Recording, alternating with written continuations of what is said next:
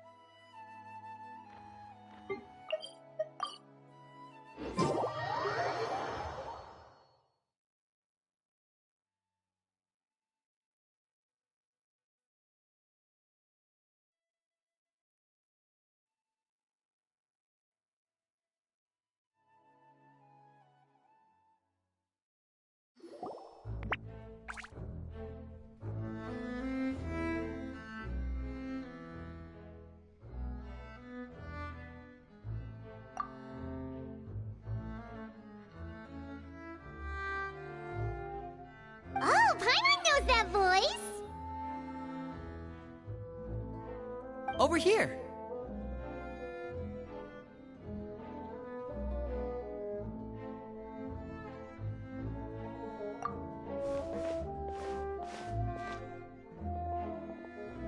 To borrow one of the more popular turns of phrase at the moment, this appears to be quite the fated reunion.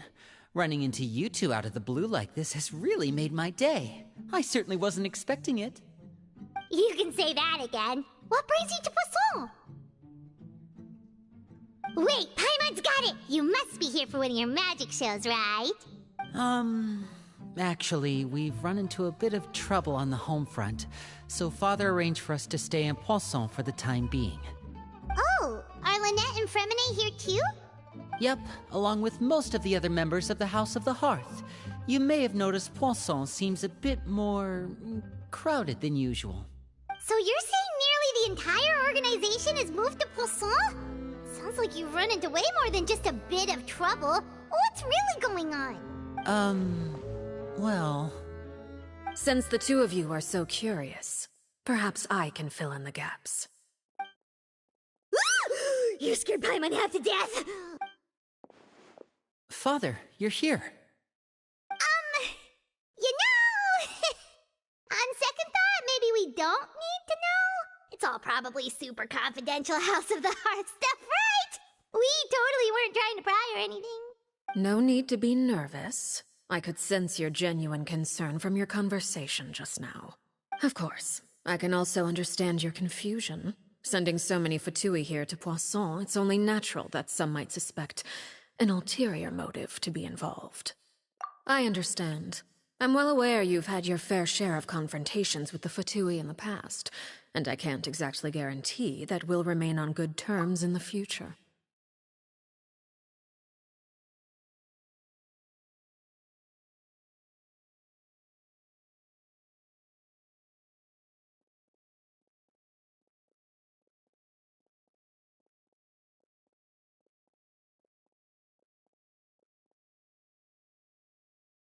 As for right now, however, I would say we have little reason to be at odds, wouldn't you agree?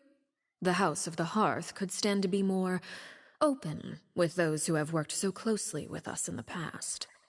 As for the issue at hand, well, it hardly relates to any ulterior motive. To be frank, it all stems from a certain rumor circulating around the House of the Hearth. It's an internal matter. What sort of rumor? A rumor that a certain phantom child is hiding away in the House of the Hearth. A phantom child? Ooh, just hearing the name is giving Paimon the creeps. A spirit that should have long ceased to exist is lurking in the shadows of the House of the Hearth. So I decided to bring the children to Poisson before continuing to investigate the situation. I expect I should be able to track down the spirit fairly quickly. After that, it's just a matter of resolving the situation, if you will. It shouldn't be much trouble at all. If you're curious, or if you still have some concerns, it might be advisable to stick around for a few days. I'm sure the children would be exceedingly pleased to welcome some visitors. Lenny, I'll leave you to entertain our guests. I have some matters to attend to. Of course, Father.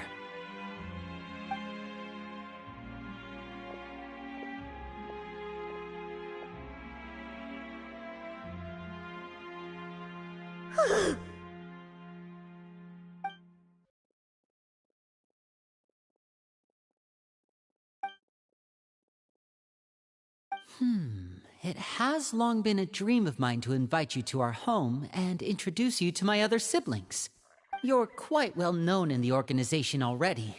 A lot of people have been talking about you, especially after everything with the prophecy. If you're willing, why don't you stay a while and have a little chat with us? Alright.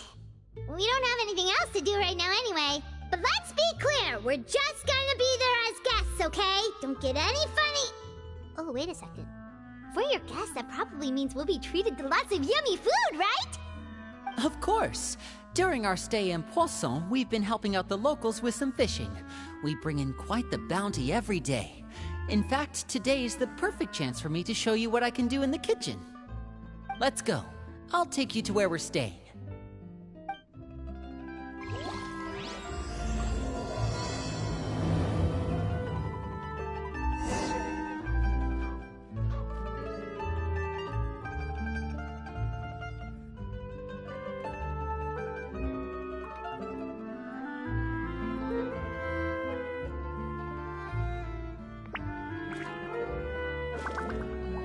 I wonder what the rest of the Harbingers are up to.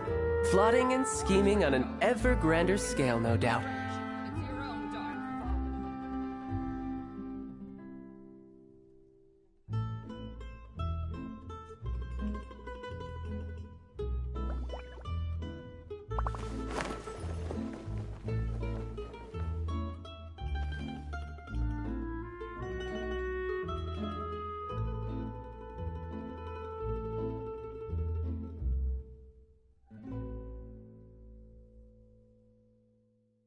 Watch where you're going. You know, there are better ways to seek out our enemies than, well, standing here.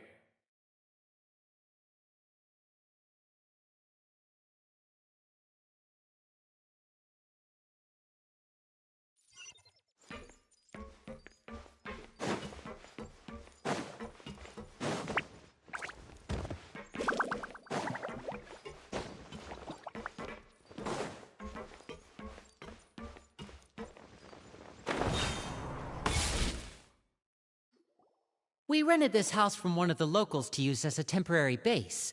I'll come back later and tidy up a bit. After that, it should be all ready for you to stay in tonight. Awesome, thanks! So, where are we off to now? Well, when I happened to run into you two earlier, I was actually in the middle of distributing some supplies. With this many people staying in Poisson, we have to bring in outside supplies every now and then. I should probably make sure the rest of these provisions get delivered. Otherwise, people might start to get antsy. Okay, we'll come with! There are all sorts of rumors about your organization floating around out there. Paimon's not sure if she could even take a wild guess as to what's true and what's not. But now that we finally have the chance to see a day in the life of the house, we can take a good look at how you operate! Well, you're more than welcome to come along. Just follow me.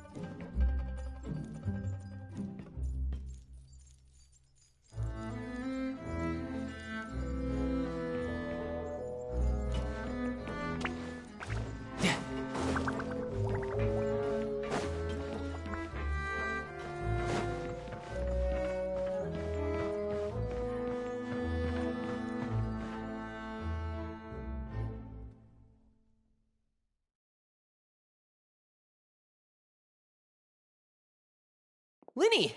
You're finally here. The supplies. I'm assuming you've...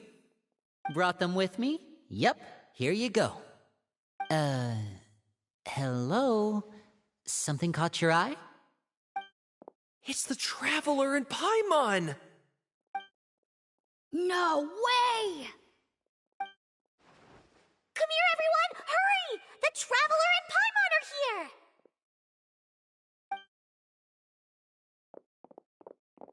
One at a time, please. Don't crowd around them all at once. We don't want to scare off our guests now, do we? Oh, it's all right! Gotta say, Paimon didn't realize we were this famous. Of course! Father and Linny have told us so much about you. Father told us about how you helped Linny. According to her, you're a trustworthy friend. And as far as she's concerned, that's pretty much the highest compliment we've ever heard her give. As you can imagine, everyone's been very curious about you. I heard the Traveler is so strong that he can move a mountain with his bare hands. I heard Paimon eats so much that she can clean out the entire pantry at Hotel de Boer in just 3 days! Wait a second! That's the rumor you heard about Paimon? Oh, not cool at all! Oh wait, when guests visit, you're supposed to give them gifts and stuff, right? Oh, we don't need something like that. Besides, we don't have anything to give to you! Come on, we insist! I can give you some of my new potions. Just pick your poison. And by that, I mean medicine or actual poison. I've got both. Huh? Or maybe Shaplo can teach you guys about stealth! He's super good at it! He's never been caught! Ah, now that's not a bad idea. I know you usually prefer to fight head-on, but it never hurts to expand your bag of tricks, right? When it comes to eliminating your enemies, staying quiet can go a long way. Trust me, I would know. I was poisoned not too long ago, and I'm still dealing with the after effects. So I'm not quite as good as I was before, but I can still give you some pointers. Wait, when you said gifts, Paimon didn't think you meant poison and stealth tactics. But those are the best things we can give you. You don't like them? Ooh, how about this? Tell me the name of someone who really annoys you, and we'll teach him a lesson for you. All right, Fold, Selwar. I think that's enough suggestions for now. When it comes to being a good host, it's the thought that counts. You don't need a physical gift to make our guests happy. In fact, pestering them with suggestion after suggestion might make them more annoyed than anything. I would say your enthusiasm has certainly gotten across. Really? Awesome! It's been so long since we have had guests to play with. If there's anything you need, just let us know. Yeah, especially if it's poison or something. I've got all sorts of potions for that. Well, we'll talk to you all later. We've still got supplies to distribute. All right, see you later.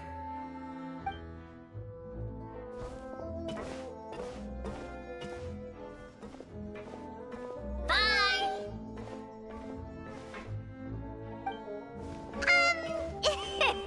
Lenny, about all that poison and stealth tactics talk just now.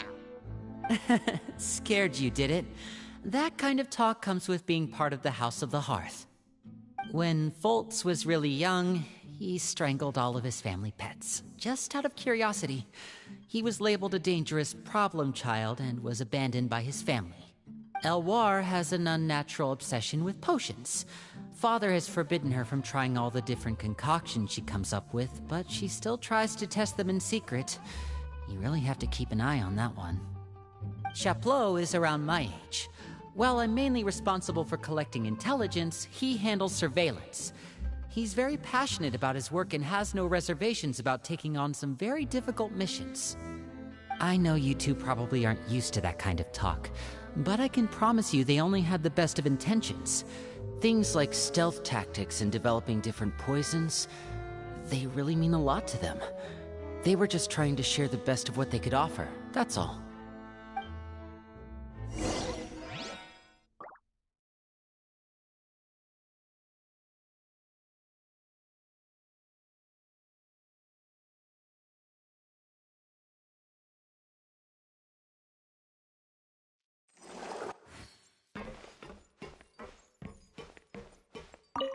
Wow, the Traveler and Paimon.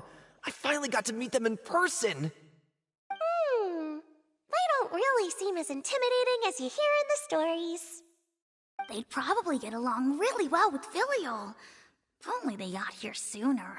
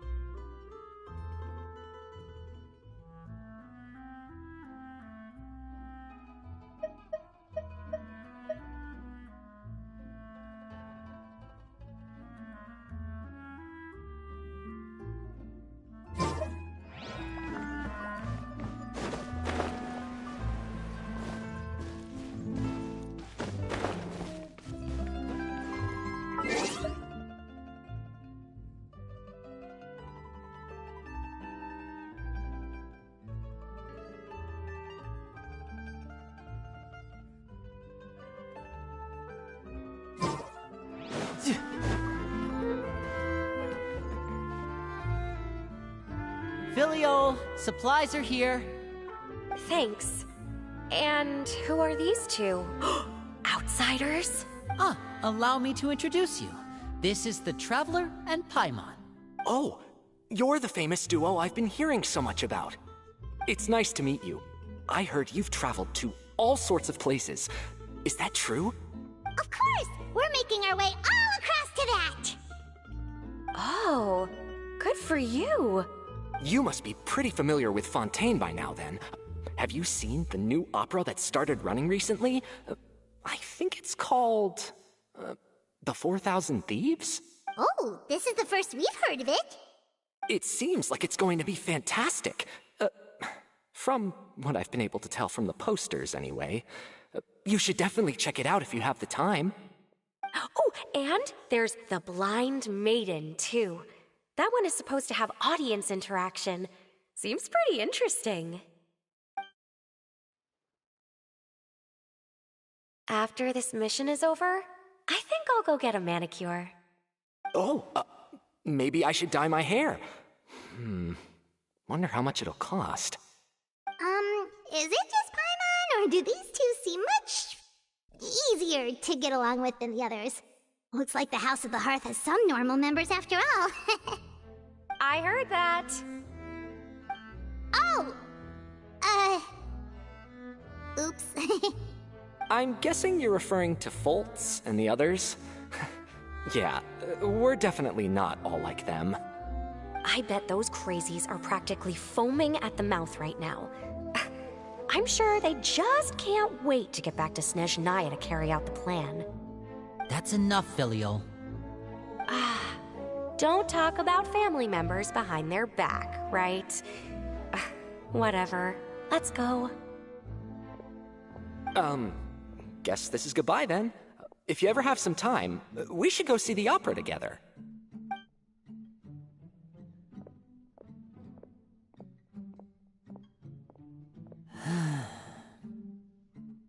Well, that's it for the supplies. We should probably head back as well.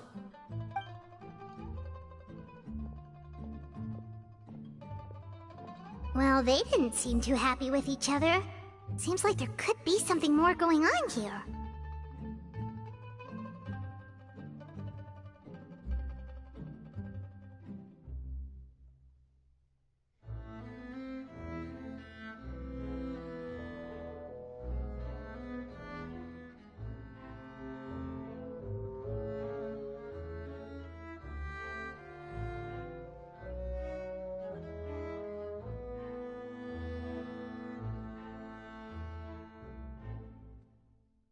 You're right. We're only here as guests after all.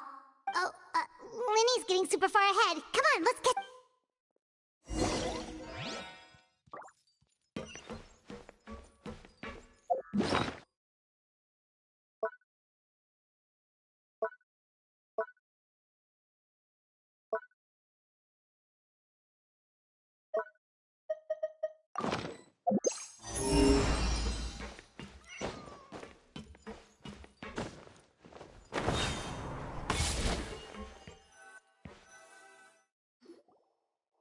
So, what do you think of the members you've met so far? Well, Father is always encouraging us to be strong-willed and independent. So if there's one thing we've got, it's people who aren't afraid to speak their mind. Well, I should probably get cooking. Wanna join? Of course! Then let's head out and... Huh? Fremine? What are you doing here? Fremine! Nice to see you again! Oh, you too. I heard you're here as guests of House of the Hearth. Welcome. We were just going to make some food. Why don't you come along? I could use some help in the kitchen, and I seem to remember you mentioning you wanted to make seafood soup for the Traveler and Paimon. Seafood soup? Oh, Paimon is drooling already. Were you looking for something just now, Fremine? Maybe I can help. It's nothing. I just wanted to see if there were any extra supplies. Yeah, we've got some left over. What do you need? some food and water, and some clean cloth, if possible. No problem. Give me a second here. Food, water... Wait a minute. What do you need all of those for? You're not on any missions as far as I'm aware, and you were just going to come eat with us. So what's this all about? I thought I'd grab an extra portion because I get hungry at night. Could be because I'm growing, you know, and... Fremine, you remember what I told you? You're not like me. Your lying skills still need some work. Tell me what's going on. Is it really bad enough that you have to keep it from your own brother? Maybe it'll be better if we gave them some space. Huh.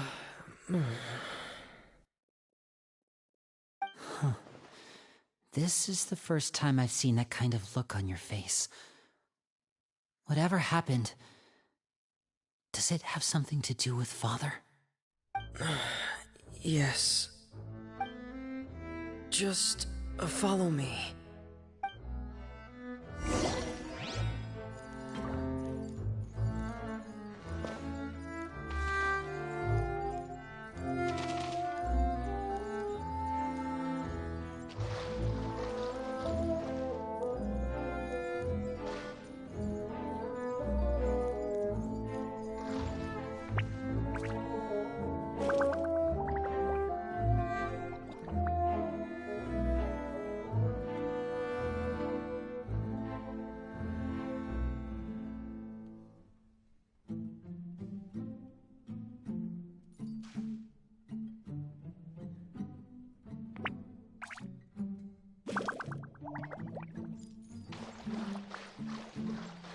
Yep. Yep.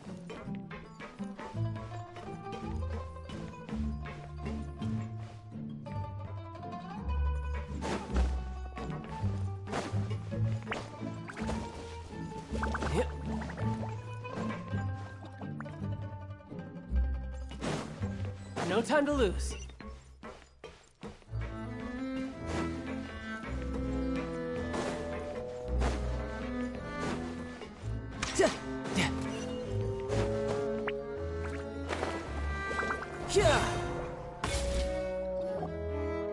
You're back! Oh, and you've brought some friends with you this time. Hello, my name's Linny. I grew up in the House of the Hearth. And you are? Hi, Linny. I'm also a child of the House of the Hearth. Just like you. You can call me Clairvy. Clairvy? It's nice to meet you. Does that name ring any bells, Linny? No, not at all.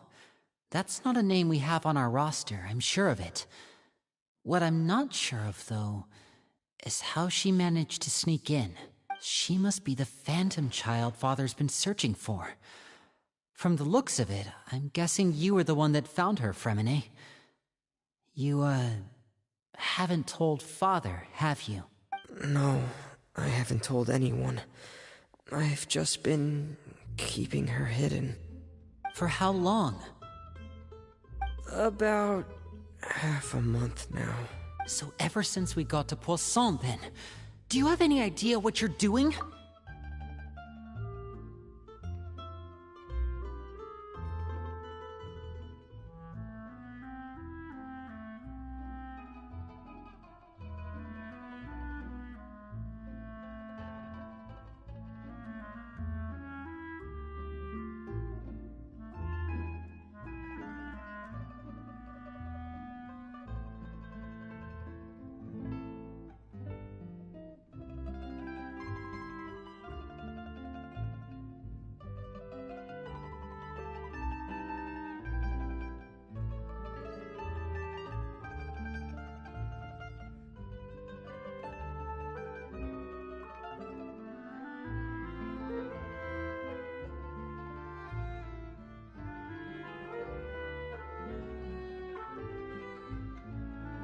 I know what I'm doing. Really? Because from where I'm standing, it looks like you're hiding the very person Father has been trying to find. If Father finds out about this, everyone involved is going to be punished. You know the rules of the house, Fremine. I know you do. Father doesn't tolerate any form of betrayal. So why are you doing this?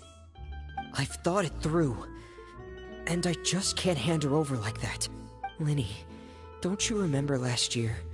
Sheplo nearly died after getting poisoned during that one mission. He wasn't able to get back before the poison started taking effect, and not a single person was there to help him.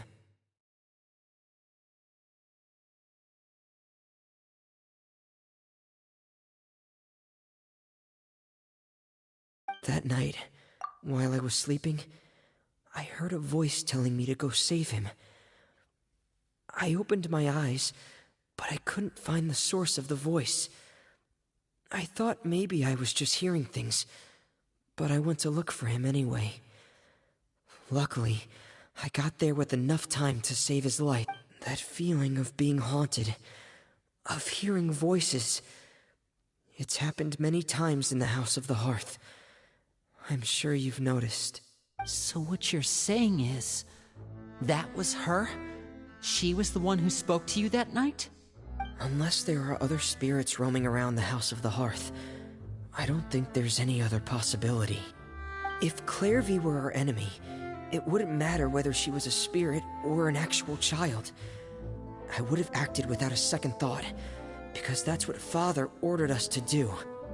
But she's been living with us, helping us from the shadows all this time. I think that makes her family. I couldn't just hand her over to be dealt with. Not when there's so much we still don't know. So what's your plan then? You can't keep her here forever. Someone is bound to find out eventually. I haven't thought that far yet. I don't want to disobey an order from Father, but I also don't want to put Clairvy in danger. Come with me. There are a couple things I'd like to say to you in private.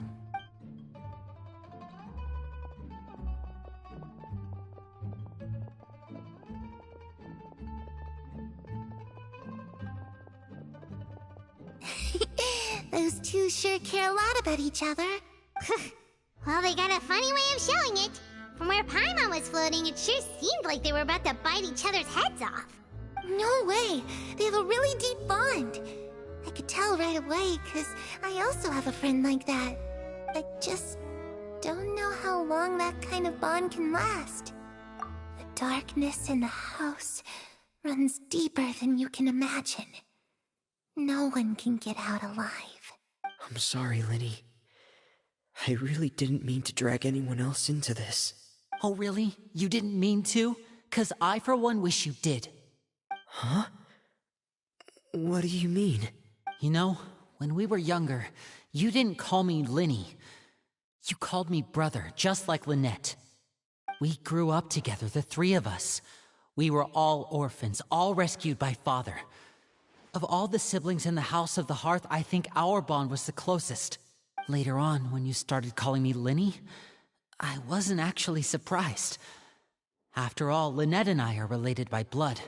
We've had to depend on each other to survive long before we joined the house. Linny, The darkest and most difficult moments of my life happened before you and I had ever met.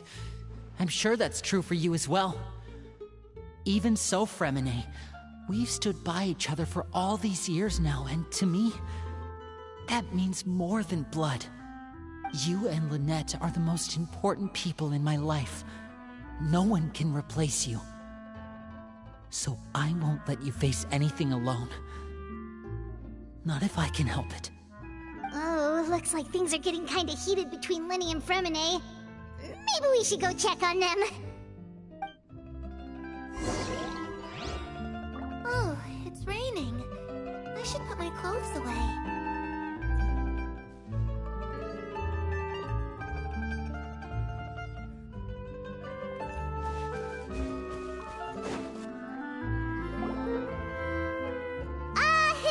Hey, you two!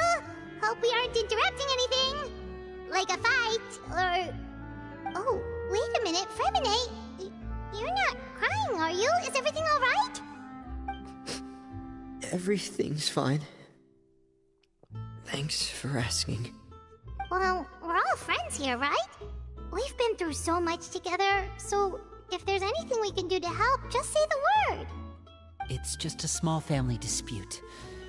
It's not something our guests should trouble themselves with. In fact, it might be better if your stay ended here.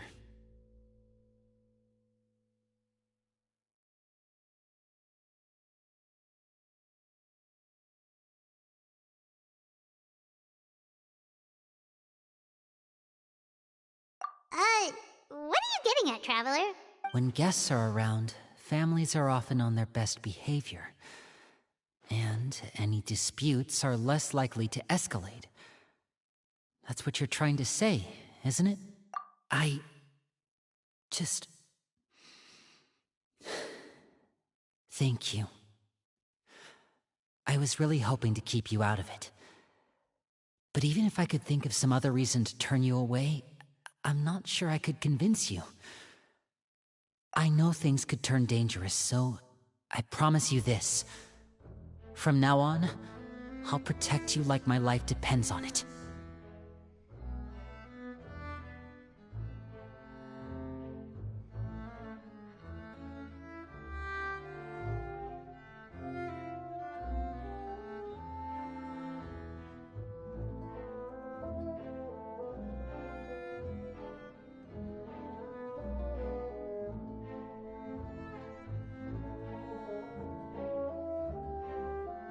Me too.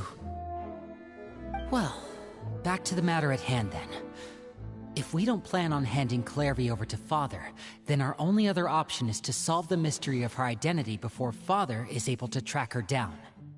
That means finding out where she came from and what she's doing here. Then we can send her on her merry way and pretend like none of this ever happened. I've tried that already. And? And... nothing. I tried taking her somewhere really far away, but... after some time, she just reappeared. She even came with us all the way to Poisson. It seems like wherever the house is, she follows. I don't know much about spirits. Do you two have any ideas? Let's see here. Paimon remembers hearing something like, if you fulfill a spirit's last wish before they died, they'll let go of whatever's keeping them here and return to the ley lines. Oh, it's just that Paimon doesn't really remember where she heard that, so it's not guaranteed to work or anything. Well, sounds like it's worth a shot. Guess that means we should go ask her about her wish. But first, Fremine, I need you to promise me something. What is it? I need you to promise me that this will stay between the two of us. We're the masterminds behind this whole thing.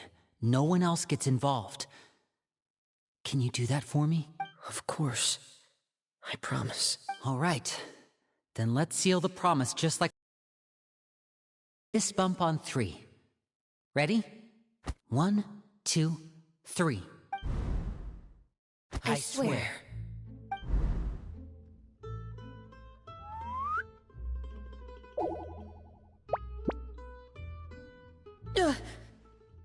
Whoa! Lynette! But what a surprise! What brings you here, dear sister? And, when exactly did you get here?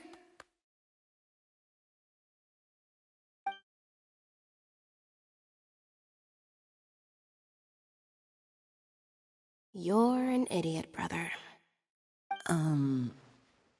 And you too, Fremine. You 3, Traveler. And you 4, Paimon. Wait, what did we do? I've seen Clairvy around the House of the Hearth before. I hadn't seen her in Poisson, so I figured she must not have come with us. But it turns out, you were just hiding her. I heard you talking about your plan. Rather than steering clear of the situation, I'd rather fully join in.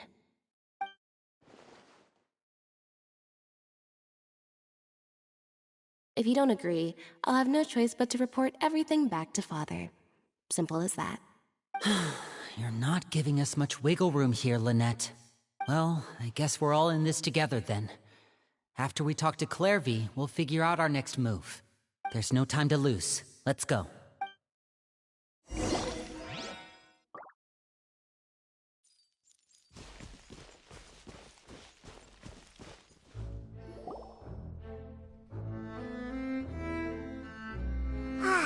I'm full. Thank you for bringing me this food, you guys. She said she's full, but the food doesn't look like it's even been touched. That's right. Based on what I've been able to observe, it doesn't seem like Clairvy can interact with the physical world at all. Still, when she's presented with food, she'll always linger around it for a good little while. Maybe, in her mind, she really is eating those things. Does she know that she has already passed away? I've tried to ask her, but she didn't answer. My guess is that she's just as confused as we are. Or maybe she couldn't understand the question at all. Clairvy, if you've got some time, I'd like to ask you a few questions. Sure. Oh, another new friend.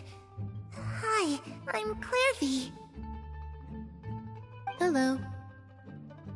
Clairvy, how did you join the House of the Hearth? Huh? Isn't it the same for everybody? The knave brings you here and then you can't leave. It's just that your name, it's not on the roster. And I've never seen you before. The roster? Oh, I get it now. I think there might be some things you don't know about this place. The people in charge, they're not as nice as they look. They say they keep a roster, but it's not complete. There are a lot of people who aren't on it, and never will be. In this house, some people are family, and other people are just test subjects. Those kinds of people aren't ever going to get a place on the roster, unless it's the roster of people who've been executed. Wait, does that mean the knave... She... Is there anyone that can vouch for you?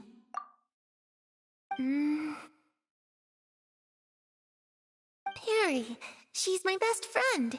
She's the only one I trust in this place. Have either of you heard of that name before? No. Me neither. Clairvy, Perry. Neither of those names are on the roster. But it seems like she's telling the truth. Either that, or this kid's already got a bag of tricks bigger than mine. Maybe we should try a different approach. Clairvy, do you have a wish? A wish? It can be anything you want. Just imagine. It's your birthday, you're blowing out the candles, and your wish is...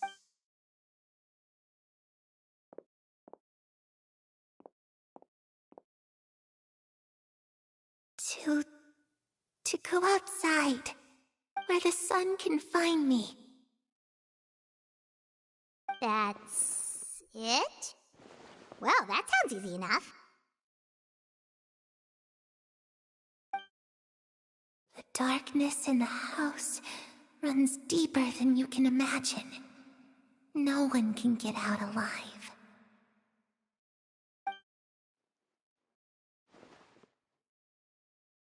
Okay, time to divide and conquer. Listen up. I've got a plan. I'll try and find a way to use basic illusory magic to take Clairvy outside and bring her somewhere with sunlight.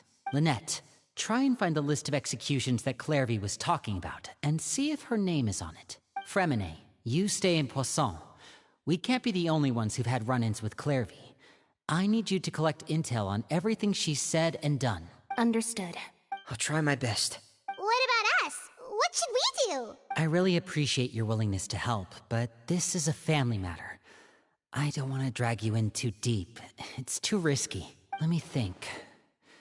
Since Father considers you to be guests, maybe you could stick by her side for a little while.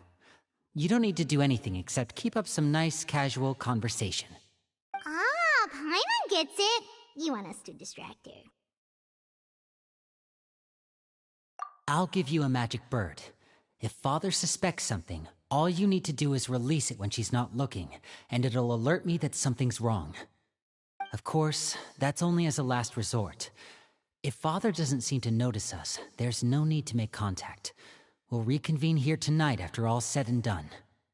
If the worst-case scenario happens and we're discovered, just tell Father everything.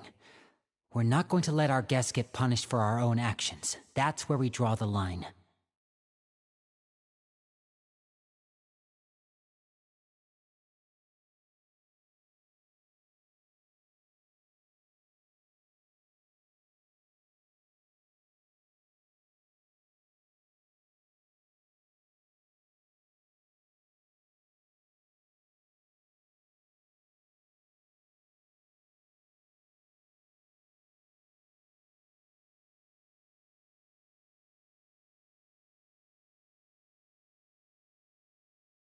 You too.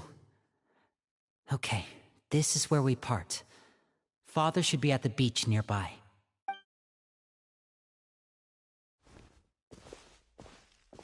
I really hope this goes well.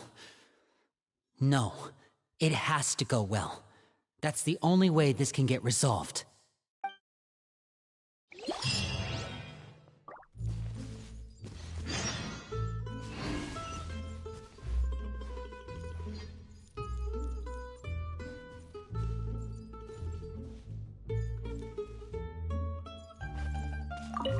Clairvy, I'd like to take you somewhere. Is that okay with you? Sure. Where are we going?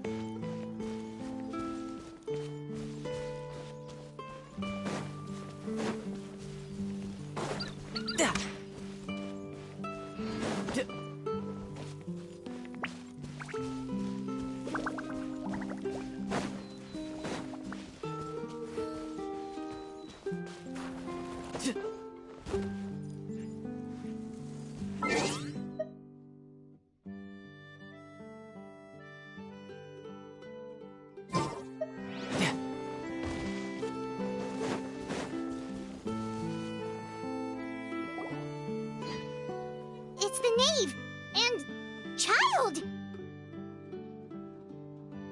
Hey, aren't you supposed to be in Snezhnaya recuperating? What are you still doing in Fontaine? Oh, it's you two. I didn't expect to run into you here. I was unconscious for quite a while after the fight in the Primordial Sea. After I woke up, I realized I was being taken back to Snezhnaya, and well, I couldn't have that now, could I? Not when I've still got unfinished business here in Fontaine. So, I mustered up all my strength and made the journey back on my own. What sort of unfinished business are we talking here? It has to do with Skirk, my master. I really wanted to meet up with her, but by the time I got back, she had already left.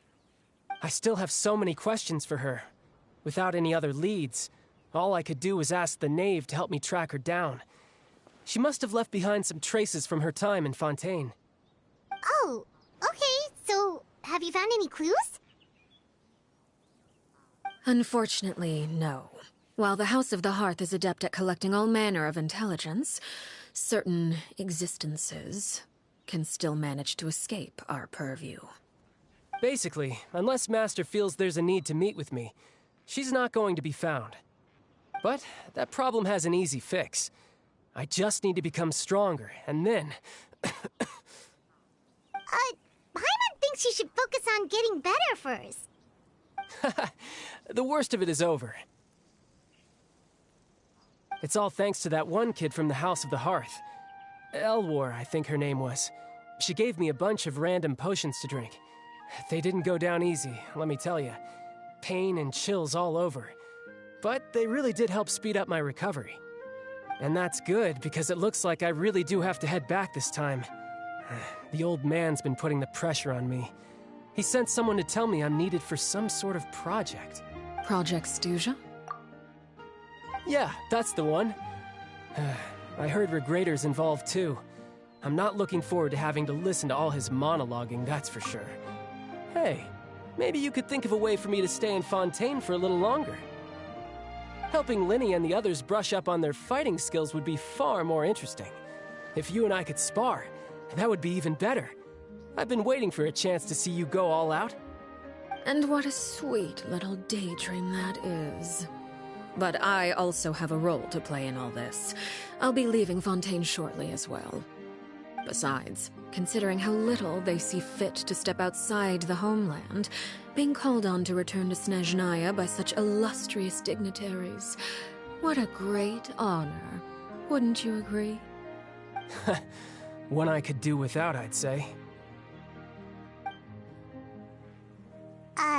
Is it just Paimon? Or does it kind of seem like they're...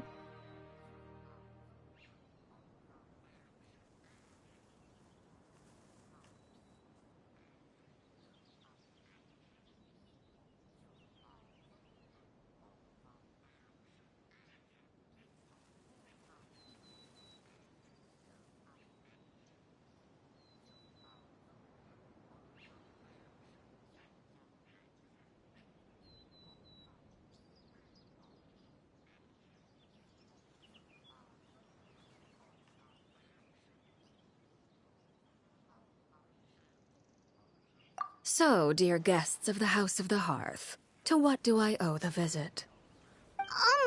we just... right! We're super close to Linny and the others, but we still don't know much about you! Is that so? Introductions have already been made, have they not? Oh, well, you see? There's only so much you can learn about someone from a short introduction. At least tell us something a little extra, like... why do you call yourself father? Huh, good question. I'd also like to know. The fact that you have to ask tells me our intelligence work has been quite successful. Telling you the answer to that question would only serve to undermine that success. And we can't have that, now can we? Spoken like a true diplomat. That was some expert sidestepping right there. Well, if there's nothing else, I think I'll take my leave. I still have a small matter to resolve at home. Wait, don't go!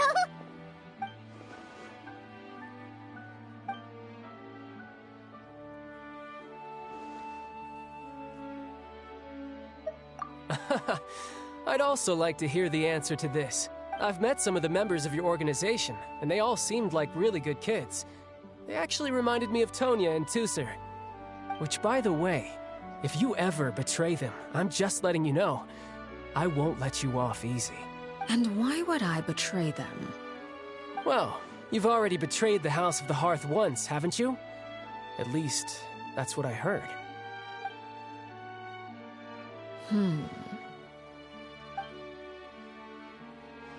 Okay, I admit. That's just what the old man told me. The rooster, I mean.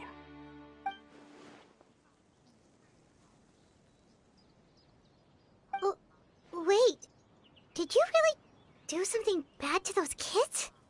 Never mind what I've done. I'm more curious as to what the mighty rooster had to say. Care to enlighten me? Well, nothing much. Just some stuff about you taking out many other members of the House of the Hearth, and even going so far to attack your own family. I see. Huh. Based on your reaction, I'm guessing it's all a bunch of lies. Hardly. I don't appreciate his particular turns of phrase. But I suppose he didn't say anything untrue. Although, it would be more accurate to say that there is a certain level of prejudice involved. But I don't intend to clear that up just yet. Prejudice has a funny way of concealing the real truth behind certain things, an attribute that I find to be quite advantageous. Call yourself a Fontainian, for example, and people will assume all sorts of things, when the real truth is that this is simply the land where I was raised. Huh? You're not actually from Fontaine? But then why did you try to help out with the prophecy and everything? I was trying to protect the children born in Fontaine. Claiming that I myself was a Fontainian simply made it easier to operate. People would hardly suspect a fellow Fontainian of having any ulterior motives. Who wouldn't want to save their homeland after all? The primordial sea wouldn't have any effect on me, but it would have caused great harm to the House of the Hearth. Well, you wanted extra information, didn't you? There you go. I hope that satisfied your curiosity.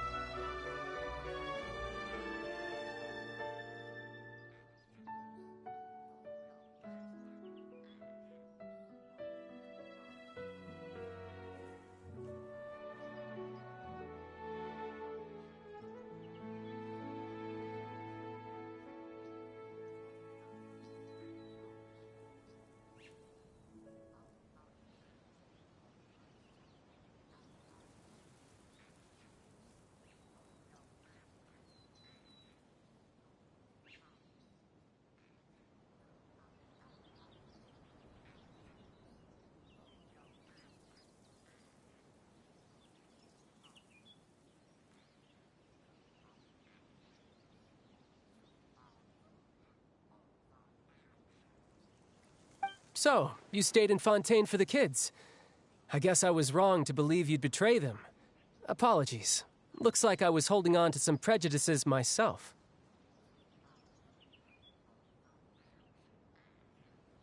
Good. Like I said, I like it when others have misconceptions of me.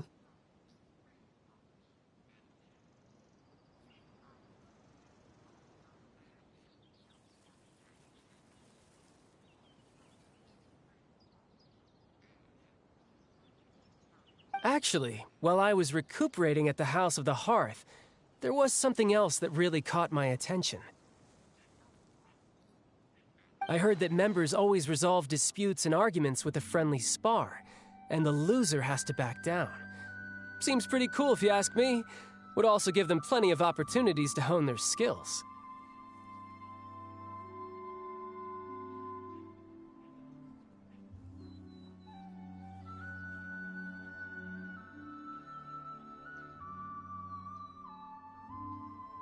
Well, that's only a recent development. In the past, such spars weren't nearly so friendly. The losing party would lose everything, including their life. They were that high stakes? Whew, at least that's not a thing anymore. Well, the current atmosphere's not half bad. I'm a bit jealous, actually. You've got so many family members around you, and you even get to live with them. Having a lot of family around means dealing with a considerable amount of bickering and scheming.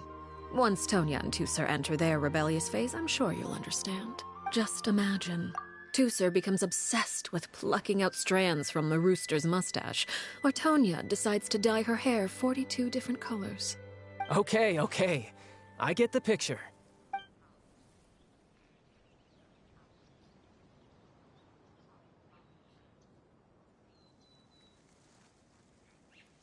Well, would you look at the time? I should probably get going. Traveler, Paimon, I'm not sure where our paths will cross next, but the next time we run into each other, we should definitely try and find some time to spar. Again, maybe this is a conversation we can have when you look less like you're gonna keel over. All right. Well, thanks for everything, Arlecchino. No thanks necessary. You also played a part in obtaining the Gnosis. I would say we can call ourselves even. I like the sound of that. Well, I'm off. See you all some other time.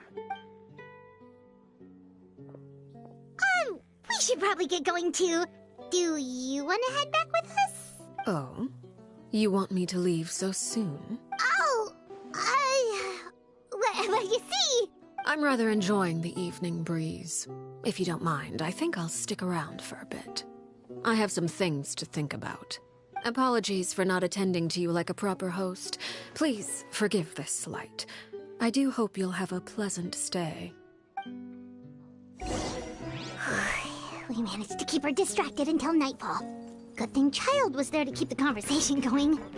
You don't think she suspected anything, do you? Oh, I wonder if Lynn ran into any issues. Let's hurry back and see how everything went. Oh? You decided to stay a little longer? Let's take in the ocean view together, then.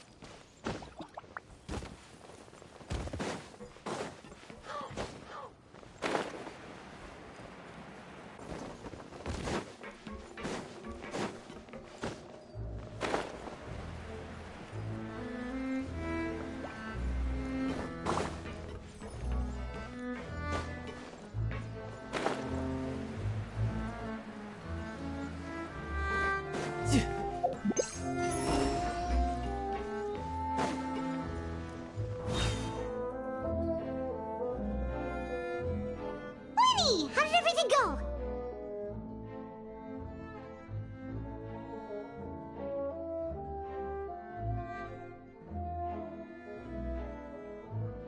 Well, long story short, we ran into a small issue. Clairvy can't go into the sunlight. Everything was fine at first. She followed me up to the surface just like I told her. But as I led her out of the shadows and into the sunlight, she vanished. I turned around and there she was, standing at the edge of the shadows, silently watching me. Huh. Maybe she's afraid of sunlight, or... No, it wouldn't be her wish if that were the case. Well, we could always try pushing her into it. Oh, true. I've pretty much tried it all already. Nothing worked. Eventually, the sun went down, so all I could do was bring her back here. How did it go with you, Lynette? Good. I've got the list. It's right here. Really? Well, what are we waiting for? Let's take a look!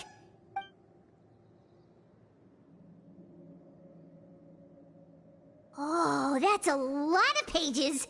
Oh, it's gonna take forever to get through it all. We can each take a section. Here. La Pouillade, L'Endroit, Chambel, Horaire.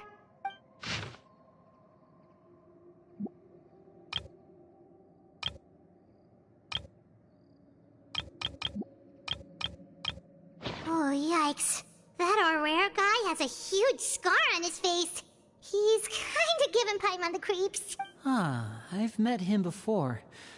The scar is from an injury he received during a mission. I still remember him joking with me about it. He said any future lover would take one look at him and then lose all interest. Did he say anything else? Well, I asked if there was someone he was interested in. He said no, and that's where our conversation ended. It was only later that I learned he really did have someone he liked. He risked everything to escape so he could be with her, but it didn't work. One day, Father asked to see him, and, well, I never saw him again after that. Wait, so that means the knave, she... It may seem cruel, but it's just one of the rules of the house. Betrayal is not to be taken lightly. We know too many secrets to come and go as we please. So, if you do try to leave, you pay with your life.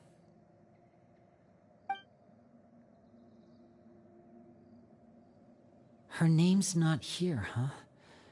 Well, that's not too surprising. It doesn't seem like this list is complete. It only contains records dating back around 5 years.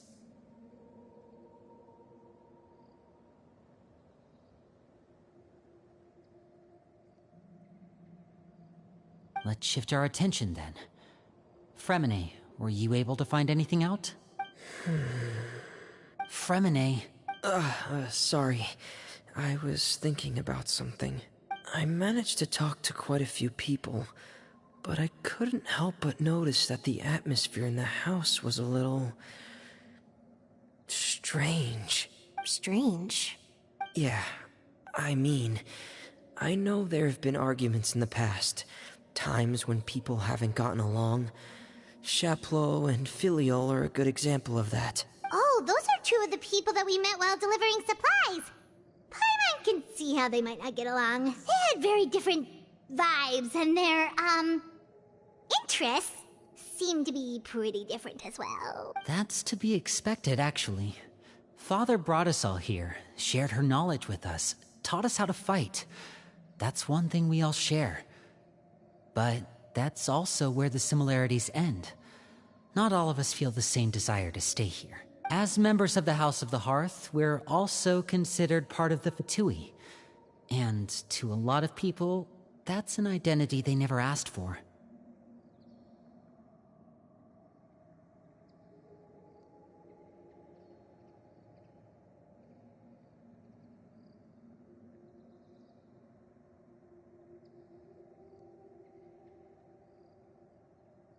Certain members get older and realize they want something else for themselves. But considering the rules of the house, most people would never say that out loud. People like Chaplot and Foltz are loyal to Father and her vision. They're proud to be part of the Fatui. Filiol and Nantoy, on the other hand, well, they aren't quite as enthusiastic. These kinds of conflicts have always been there. It's not like Father is in the dark about any of this. Well, that's true. But it just feels like things have gotten worse lately. Filiol and the others, it seemed like they were meeting in secret to talk about something. I can't say for sure, but I think they've met Clairvy. You think she's been inciting them to act out? No, not exactly. But I wouldn't be surprised if she said something to them about the darkness in the house and how deep it runs. She's told me about it before. Experiments being run on children. People being used as pawns on the battlefield without so much as the strength to survive. And they just believed all that? Without any evidence? Clairvy's words probably gave them the excuse they were looking for. Whether they actually believe them to be true is secondary. this is all because of Project Stuja, isn't it? Whoa. Hold on a second. What's this Project Stuja all about, huh? This is the second time it's come up now. Sorry, but I'm not sure of the details either. I only know what Father has told us, which is that it's something the Rooster and Regrader have been working on together. Apparently, it has to do with the Fatui's strategic plan for the future. Because the House of the Hearth was so successful in obtaining the Gnosis, we now have the honor of playing a key role in Project Stuja. Wait, but isn't that a good thing? Key role is just another way of saying dangerous role. To us, the whole thing is an inconvenience. Father thinks so too, but she's in no position to refuse. Their plan isn't exactly unreasonable, and they've been funneling the house a lot of funding. It's just that we'll lose a lot of members in the process. Participating in the plan, it's an honor in name only. What they're really trying to do is subdue us. The existence of an intelligence organization outside their control makes them feel uneasy.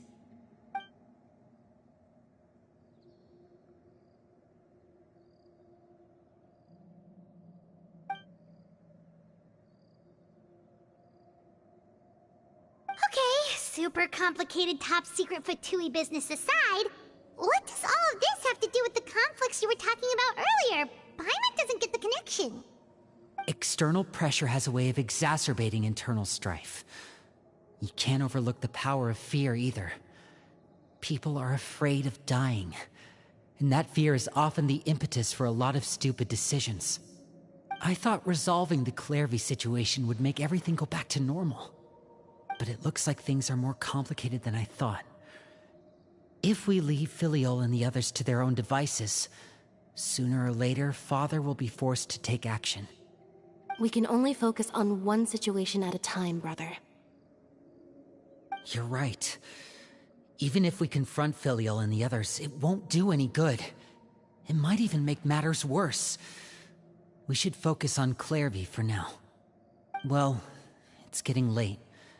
We should head back and get some rest. We'll try again first thing tomorrow. Lynette, you stick with me this time.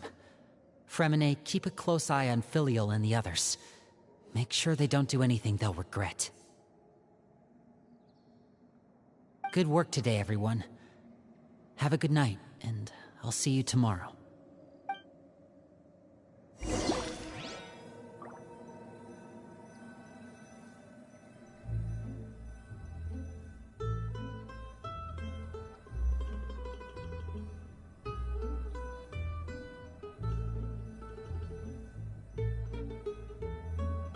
This place is pretty dead.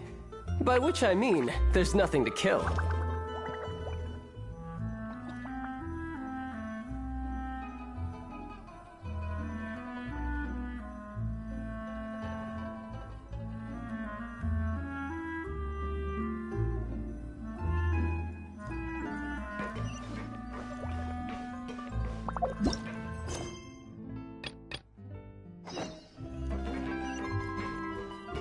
No time to lose.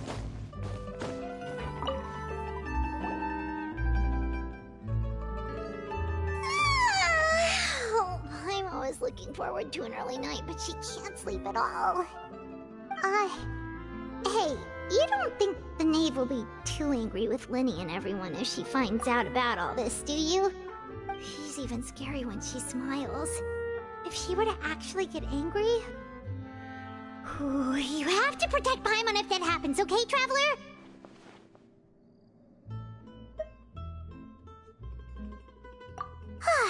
Trust is effort, Traveler. Look! Look over there! Quick! Let's catch up with her before anyone sees!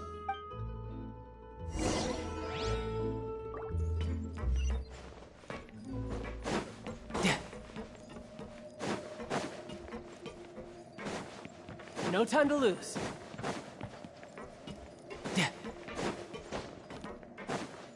Over there!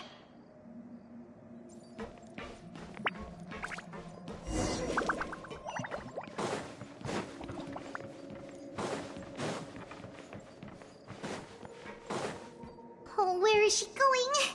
Oh, if someone sees her, we're toast!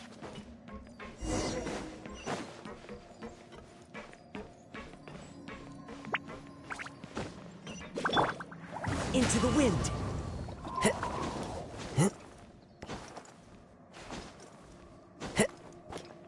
Oh, look! She stopped! Time to go.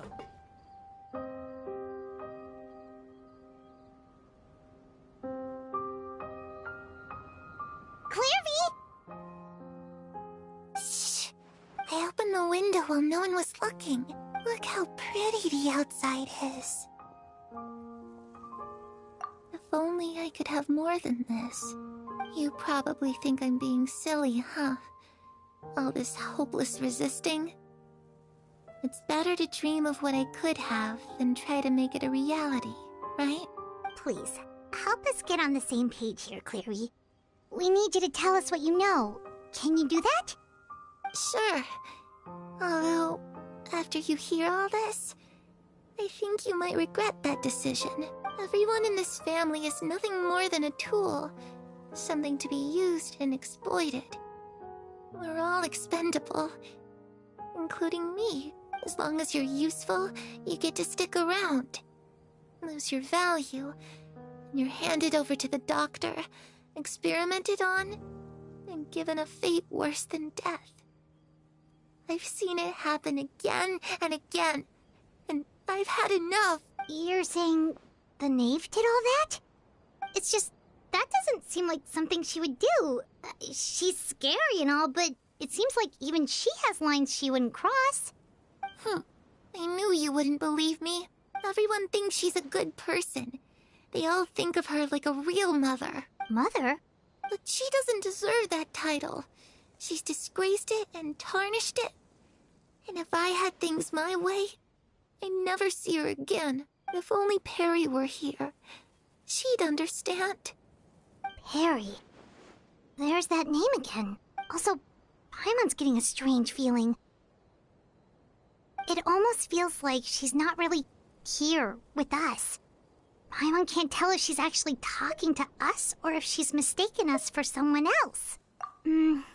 Well, in any case, it seems like she really needs someone to talk to. We should keep her company for a little longer. She looks so young. But it seems like she's been through a lot. It's getting windy. I should close the window. Ooh, look at the moon. Isn't it pretty? Hey, wanna hear a secret? I heard that if you look up at the night sky in Snezhnaya, you can see the aurora.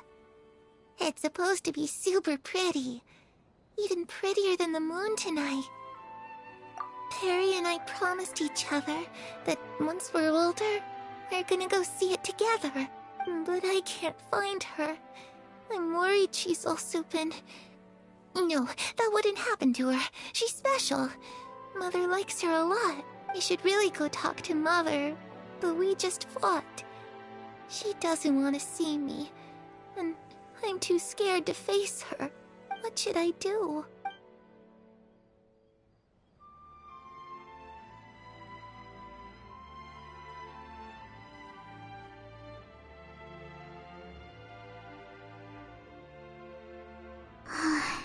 Paimon really doesn't understand what's going on with her. Well, let's head back. We've got an early morning tomorrow.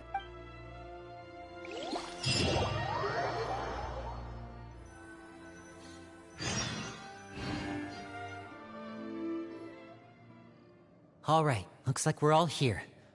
Let's go ahead with the plan.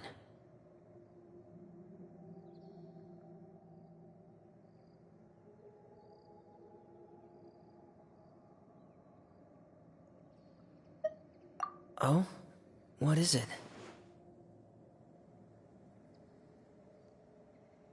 What makes you ask that?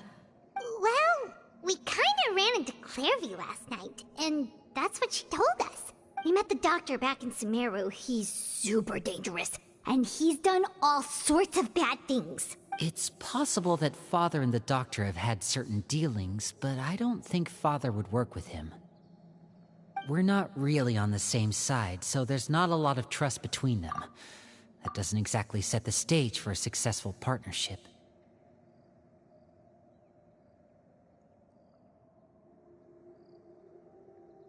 I did hear, though, that when Father first became a Harbinger, the Doctor offered to work with the House of the Hearth.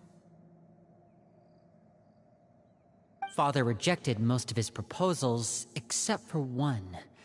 It had to do with some sort of secret experiment. Secret experiment? Could that be what Clairvy was talking about? I don't think so. I don't know any details about the experiment itself, but I do know it's an entirely independent operation. The Doctor only proposed a direction for the research. That was the extent of his involvement. I still don't think that counts as working together.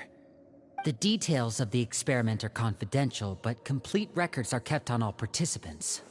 That doesn't seem to be the case with the situation Clairvy referred to. I know you don't agree with some of the Fatui's methods, and I'm not asking you to. But I am asking you to trust us on this. The House of the Hearth has its own principles. There are certain lines we're not willing to cross. Alright, that's good to hear at least. Clairvy seems to think the Knave and the Doctor worked together to do something horrible. If that turned out to be true, Paimon doesn't know how he would even face you guys. It's just that it doesn't seem like Clairvy is lying either. The easiest thing to do would be just ask the Knave directly, but Paimon doesn't think she'd tell us. Father didn't come back last night. She's probably still near the shore. We'll be counting on you to distract her. Lynette, you're with me. Fremine, you know what to do. Be on your guard, everyone. All right, let's get to it.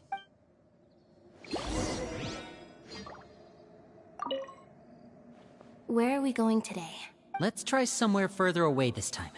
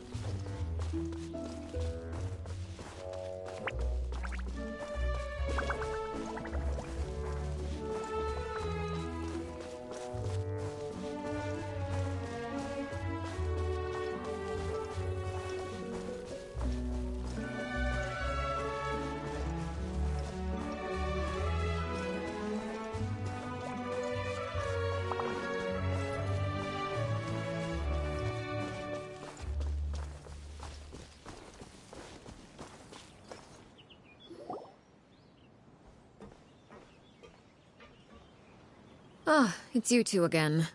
I must say, you look a bit pale. Did you have trouble sleeping last night?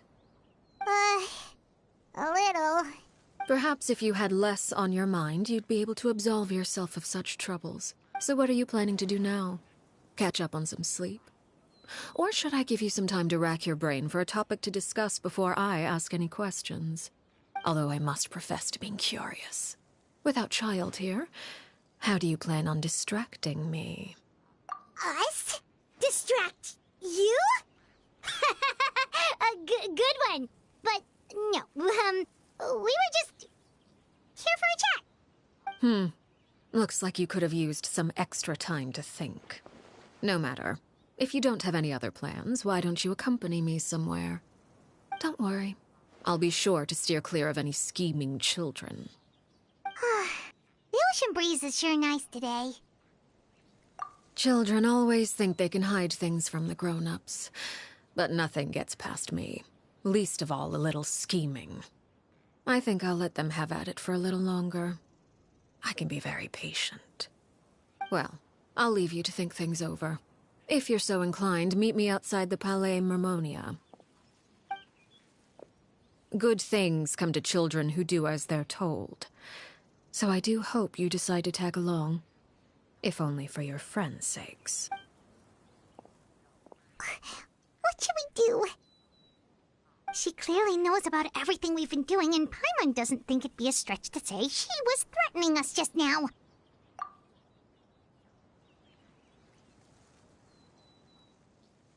Oh, good idea. Hopefully he sees it in time. Well, we should probably head to the Palais Mermonia. Paimon doesn't want to find out what happens if we don't show up. Based on what the knave was saying just now, it sure didn't seem like it'd be anything good. Okay, then we probably shouldn't keep her waiting. It seems like Linny and the others are on thin ice, so let's do our best to not get them in any more trouble.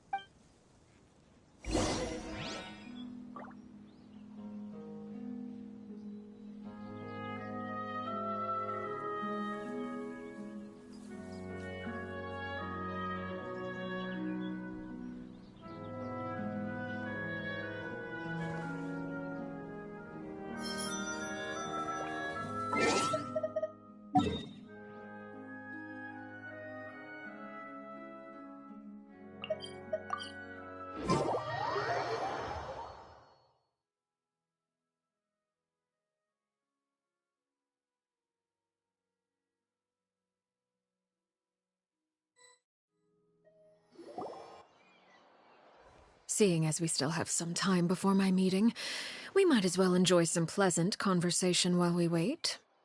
I'm glad to see you get along with my children. Being surrounded by good companions is necessary for a child's development. You're not planning on doing anything to them, are you? I assume you're referring to Linny, Lynette, and Fremine, although there's that situation with Filial and Nentoy as well. It appears quite a few people have been acting out lately. No matter. I'm not one to discriminate. All those who betray the house meet the same fate. There are no exceptions. Does that mean you're going to kill them? Oh, are you here to beg for their lives? I'm sorry to disappoint, but the rules of the house change for no one. In my organization, everyone is responsible for their own actions. But don't you care about them at all? They really respect you. They even call you father. You must feel something for them. Any organization in which feelings come before principles is one destined for ruin. The House of the Hearth is hardly an exception. You could say our principles are more stringent than most. Perhaps I can offer you this consolation at least. As our guests, you two will not be held accountable along with them. I would imagine Linny, Lynette, and Fremine will be able to keep their lives. As for Filial, Nentoy, and the others, I'm afraid there's little I can do. They can try to escape, but once you know our secrets, there's no getting out alive. But that's awful. Ah, you seem concerned. Out of consideration for my guests, I suppose I could turn a blind eye for a little longer. If Linny and the others manage to dispose of Clairvy in the meantime, all evidence of their wrongdoing will be lost. In that case, I could hardly punish them for something I couldn't prove. If their efforts are unsuccessful, on the other hand, all will be held accountable. And the punishment will be severe. Of course. Oh, and here, I believe this belongs to you. Do try and keep better track of it next time. It takes a considerable amount of time to train a bird like this. It would be such a pity if you were to lose it. Permanently. Wait, where did you get that? Well, I'm afraid that's all the time we have to chat. Now, for the matter at hand. I asked you to meet me here because I have business at the Palais Mermonia. It has nothing to do with you, but I think it would be prudent for you to stick by my side for the time being. There will always be time later to run off and tell Linny what you've learned. Well, time to go.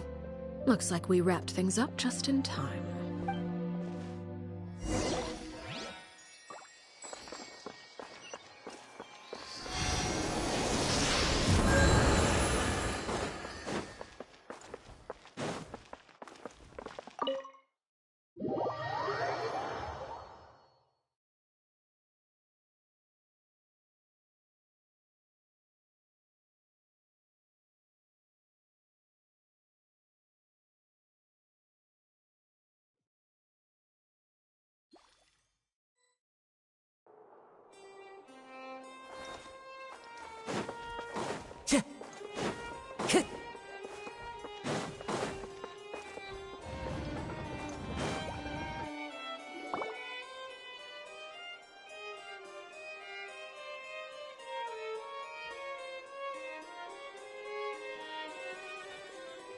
It's been a while, Monsieur Neuvillette. I must say, I wasn't expecting my meeting request to be approved quite so quickly. The Palais Mermonia operates with an efficiency worthy of admiration. It is only right that an esteemed diplomat such as yourself should be afforded the proper level of respect. Although, if I may speak plainly, I must confess that I did not anticipate we would have the occasion to meet again after presenting you with the Gnosis. I see you brought the Traveler and Paimon with you as well. If I may inquire as to the purpose of your visit. I'll be departing Fontaine shortly. There is, however, an outstanding matter that I would like to see resolved before I go. It requires a rather lengthy explanation, I'm afraid. So I took the liberty of explaining everything in this proposal. Please review it at your leisure, Monsieur Neuvillette.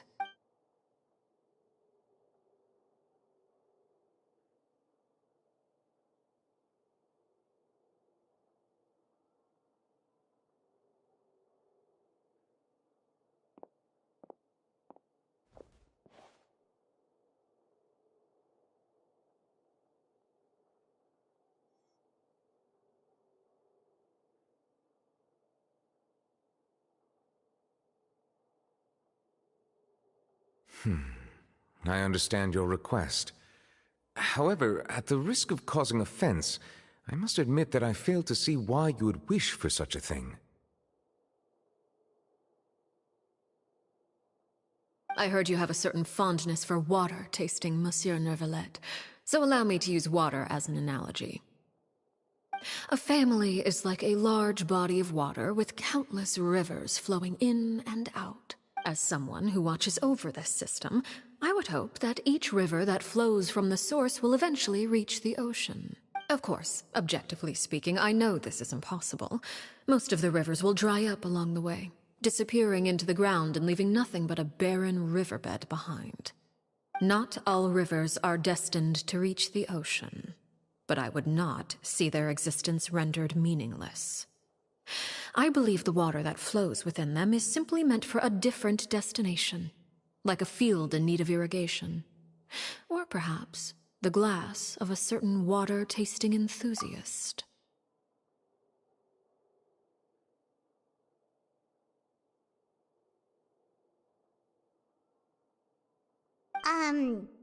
Did you get any of that, Traveler? Your words paint an optimistic picture indeed. Allow me to remind you, however, few among us are willing to sip from a glass filled with tainted water. It may have been tainted at one point in time, but not to worry.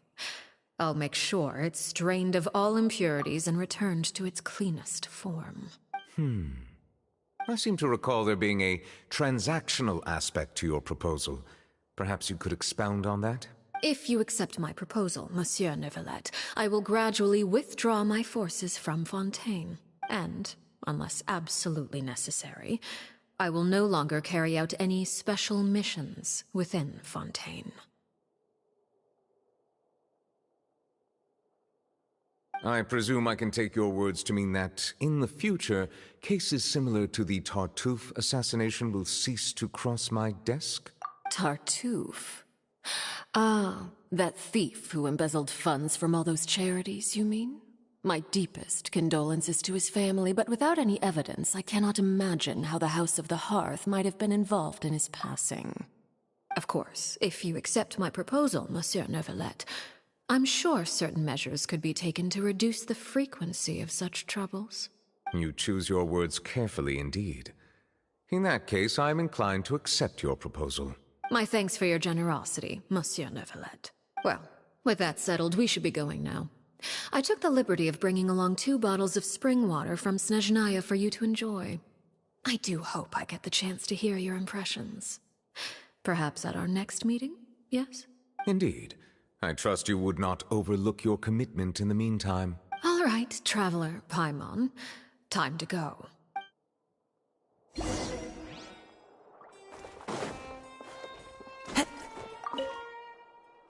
I believe I've told you before that my emotions easily resonate with those of others. Yet in the few meetings I've had with that Harbinger, I haven't been able to sense any aspect of her emotional state. Her mind is like a still body of water. Who knows what darkness lies in its depths, and the lack of ripples on the surface gives nothing away. It's unclear whether this is her natural state of being, or whether it's an incredible strength of will that gives her the ability to master her emotions.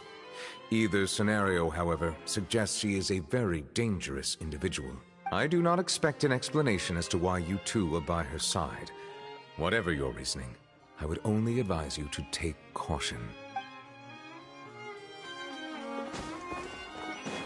Time to go.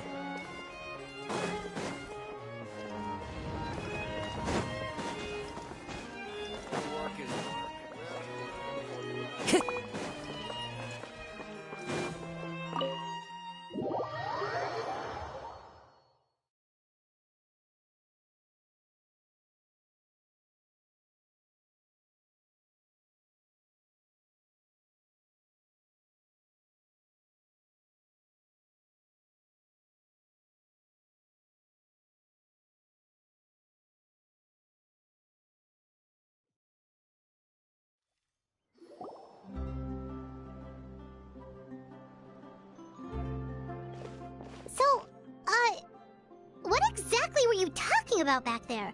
Paimon only heard you mention some rivers, a large body of water, and then some kind of irrigation scheme. You really want to know? I would imagine there might be more pressing concerns at the moment. Lenny, Paimon really hopes everything's going okay.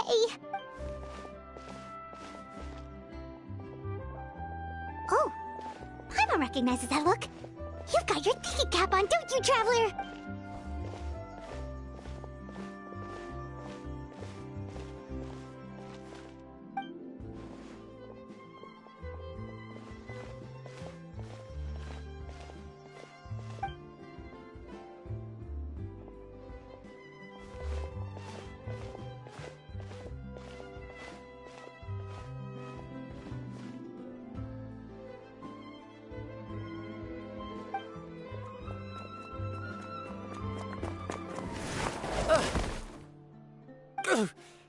Oh, shoot.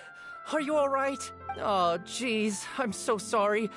I was so focused on selling these papers, I wasn't looking where I was going. Well, let me make it up to you at least.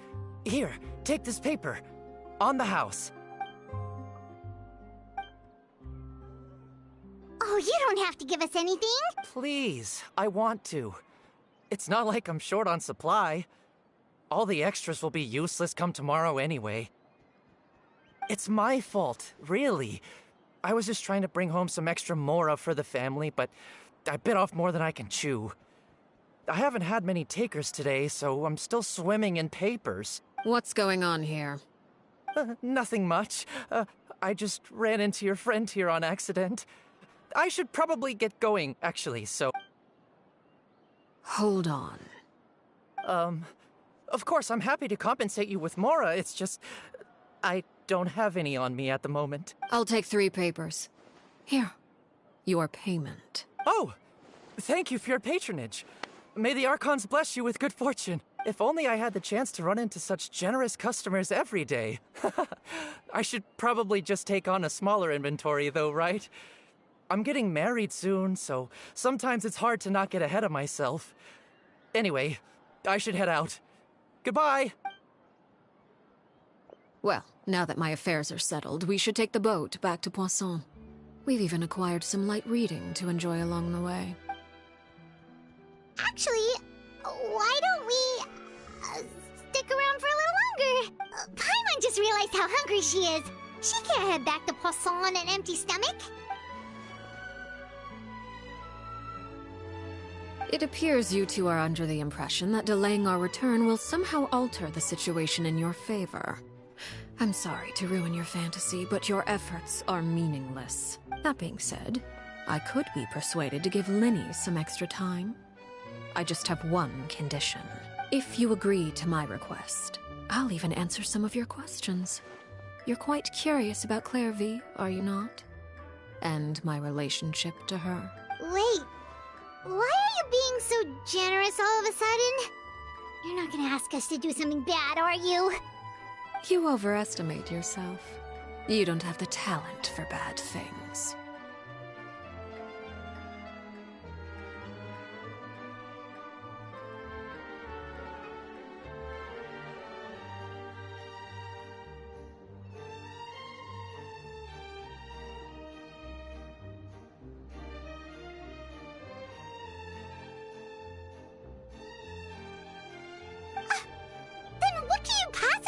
The most important consideration in a negotiation is that both sides receive something they want.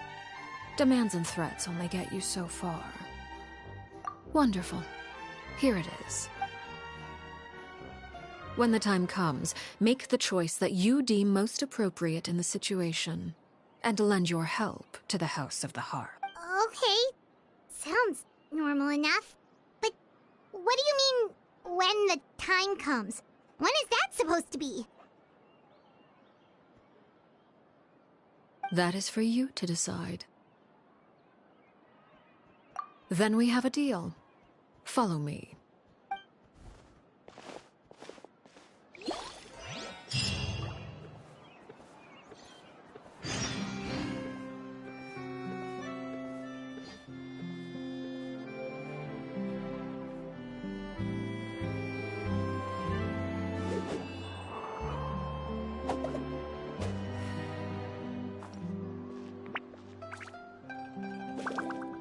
Welcome to Palais Mermonia.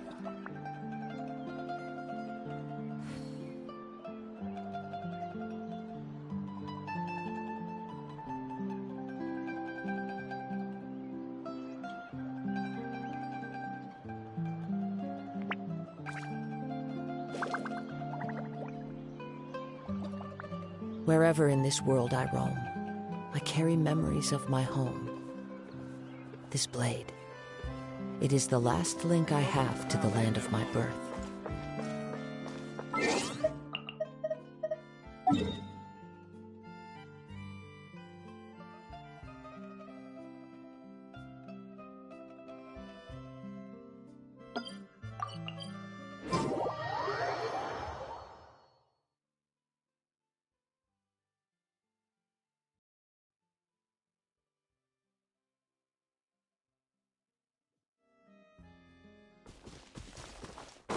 Time to go.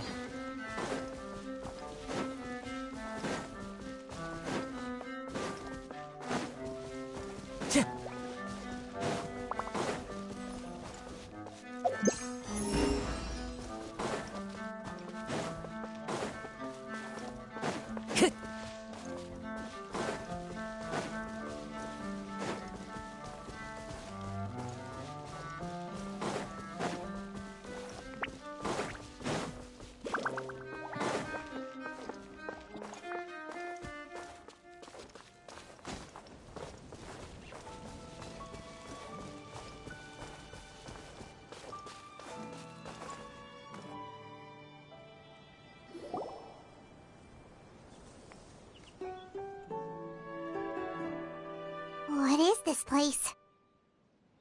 Somewhere long forgotten by everyone. It used to be a grand building. Now it's nothing more than a pile of rubble. No one comes here anymore, nor does anyone care about what once happened here. Although, this place does have something to do with the story I'm about to tell you. It was before I became a Harbinger, and before Lyney and the others joined the House of the Hearth. Due to certain events, I first killed Clairvy and then her mother. And this is where it all happened. You were the one that killed Clairvy? Patience now. Allow me to explain Clairvy's side of the story first. I'll start from the beginning. Clairvy was 6 years old when she was brought by her mother, Crucibina, to live in the House of the Hearth. From the outside, it seemed like a fairy tale. A thriving family made up of kind adults and friendly children. Crucibina was the knave at that time, and the House of the Hearth was under her control. She was Clairvy's mother by blood, but she was also the mother to all the children in the house. Clairvy was happy here, for a time. But she quickly realized that being part of this family wasn't a fairy tale at all. It was a kind of purgatory. Purgatory? Exactly. The House of the Hearth takes in war orphans from all over Teyvat. But as for how to raise them, that depends entirely on the person in charge. Crucibina came up with a novel idea. She would teach the children to fight. force them to duel each other, and then crown as the king of the house the child who proved themselves most worthy of inheriting her title. It's difficult to estimate the number of children who died or were maimed in the process. There's little I can say about the ones who died. The ones that emerged with permanent injuries, on the other hand, well, they still served a purpose. They would be handed over to the doctor to be experimented on, or sent away on dangerous missions. Nothing more than tools to be used and then discarded.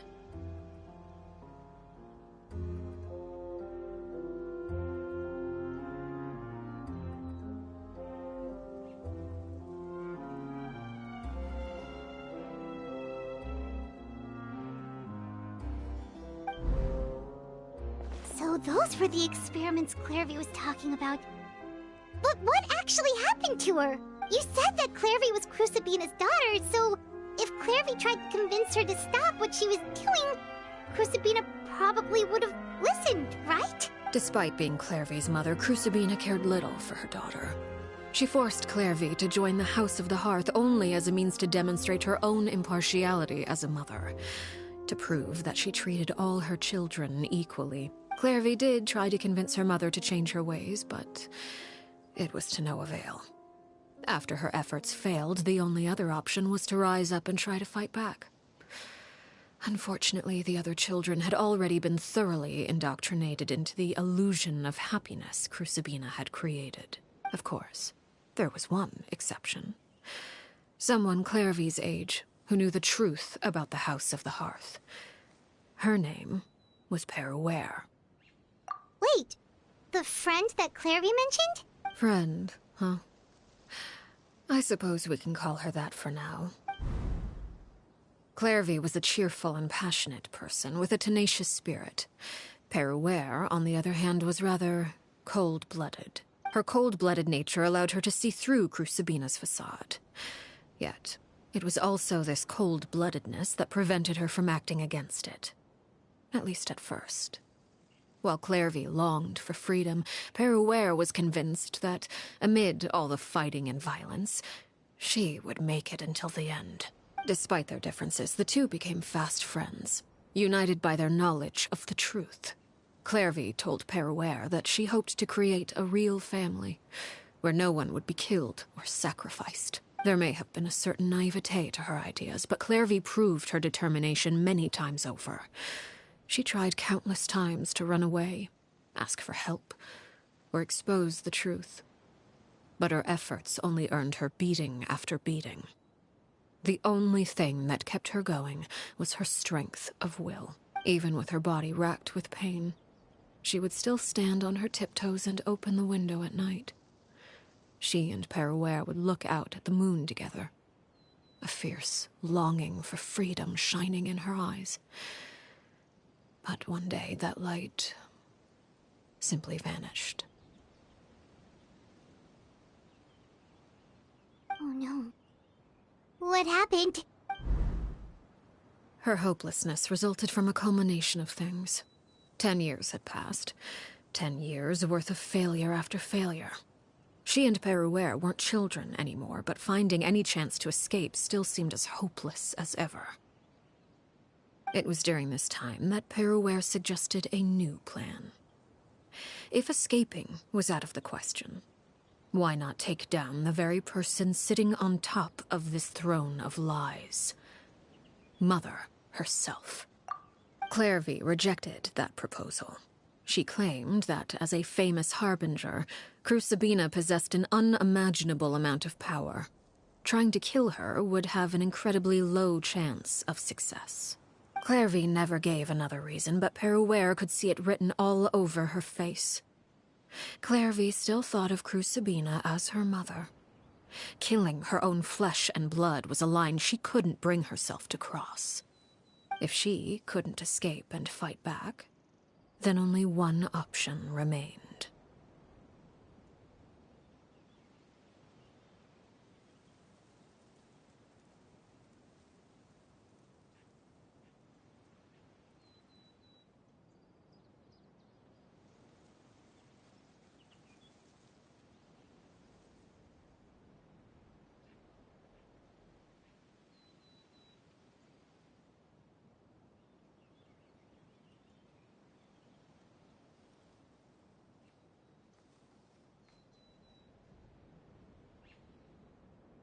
Precisely. Death was the only way that she felt she could be free. It happened during a duel. When she arrived at the dueling ring that day, her partner turned out to be none other than Peruere. The very person that had stood by her side all those years. It was a fierce battle. But ultimately, Clairvy decided to let Peruere end her life. From that moment on, Peruere's journey was one written in flames. When the rain finally came and washed it all away, there she stood, the sole victor in Mother's endless game of slaughter. A trail of corpses strewn across her path to success. It was the very result she had predicted 10 years prior. Even then, she believed she would make it until the end. She wasn't surprised by the fact that she emerged as Mother's undisputed heir. Rather, her success left her with an inexplicable sense of restlessness. She was unsettled. And there was only one thing that could quell that sensation. Perhaps you two would like to take a guess as to what it was? Crucibina, you mean? But... Correct. This is the place where Peruere killed her best friend. A mere year later, this is also the place where she fought tooth and nail to kill the mother they shared. The moment she acted, any conception of what was right or wrong ceased to matter. It's one of the principles of the house. Only those who survive get to write the rules. Peruere won the battle, and became a harbinger herself. After which Her Majesty, the Tsaritsa, bestowed upon her a new name. Arlecchino. So the Perry Clairvy was talking about... It was you all along. You're Peruere. Arlecchino is just a name you got later. I left that name behind long ago. I must say, hearing it now does bring back memories. After I defeated Crucibina, the moniker of Mother died with her. I chose to forego the title she called herself, and even chose to give up my own name. I rebuilt the House of the Hearth under a new identity. Not only as Arlecchino, but as father. And that is where the story ends. Any more questions? Yeah. Based on what you just told us, Clairvy wasn't a little kid when she was killed. So the Clairvy we met... Was she really a spirit at all? I suppose you could call her an illusion born of flame. Her existence is like ashes to a fire. Something left over in the wake of blaze and ruin. You see, a certain power runs through my veins. It's not unlike a curse. My flames leave behind shadows of anything they consume. Of course, the chances of those shadows morphing into a sentient entity are exceedingly slim. Clairvy is a very special case. Clairvy died when she was 16 years old. But what emerged from the flames was her 6-year-old self. Her appearance wasn't the only thing affected. Most of her memories were lost to the blaze as well. Memory is a mysterious thing indeed. Losing a portion of your memories will alter your sense of self. Lose 10 years' worth, however, and it would be like living in the past. Like returning to a version of yourself that never grew up. No wonder Paimon got such a weird feeling when we were talking to her. Perhaps I should put it this way. Clairvy is someone trapped in time. It may seem like she exists with us in the present, but she truly lives in the confines of her own past. So if all of that is true, then you must have known about Clairvy for a long time. Indeed. She's a rather volatile and unstable entity. Sometimes she would look after the children. She's even saved some of their lives. But other times, she would hide from me and become obsessed with revealing the truth about the house to anyone who will listen. Shadows don't have the capacity to learn or grow. Any new information they encounter is quickly forgotten over time. Your attempts to expose Clairvy to sunlight. They failed, yes? The reason is actually quite simple. In Clairvy's mind, the house is impossible to escape, and it is this very perception that traps her there. But no matter. All I have to do is kill her again, and all will be resolved. I don't anticipate so much as a single speck of ash will be left behind this time.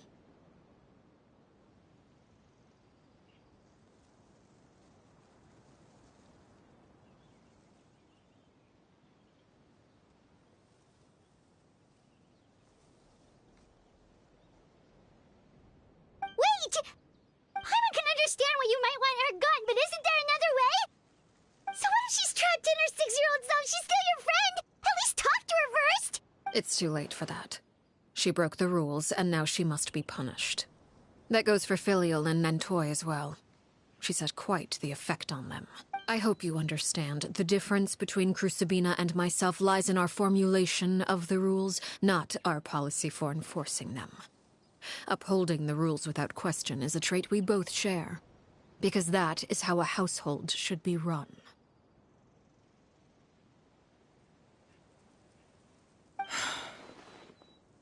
Is this really what you want to do? Whatever could you mean? Don't you want to say a proper goodbye at least? Whether as a killer or as a father, there are two things that must be avoided at all costs: anger and sorrow. Anger makes you impulsive. Sorrow causes you to waver. Well, it appears it's about time to proceed. Before we arrived, I told some of my well-behaved children to bring our troublemakers here by nightfall. I do believe I've kept my end of the deal. I gave your friends quite a bit more time. As for what happens now, we'll just have to wait and see.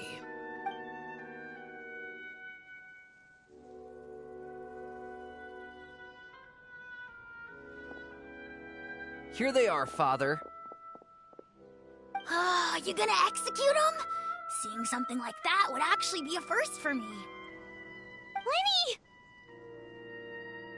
I'm sorry. I heard about how you helped buy us more time, but I still failed. I couldn't find a way to fulfill her wish. Huh? Are you... Perry? Indeed. It's been a while, Clairvy. Perry! Shh. Stay right there. I'm sorry to postpone our reunion, but first, I believe certain scores need settling.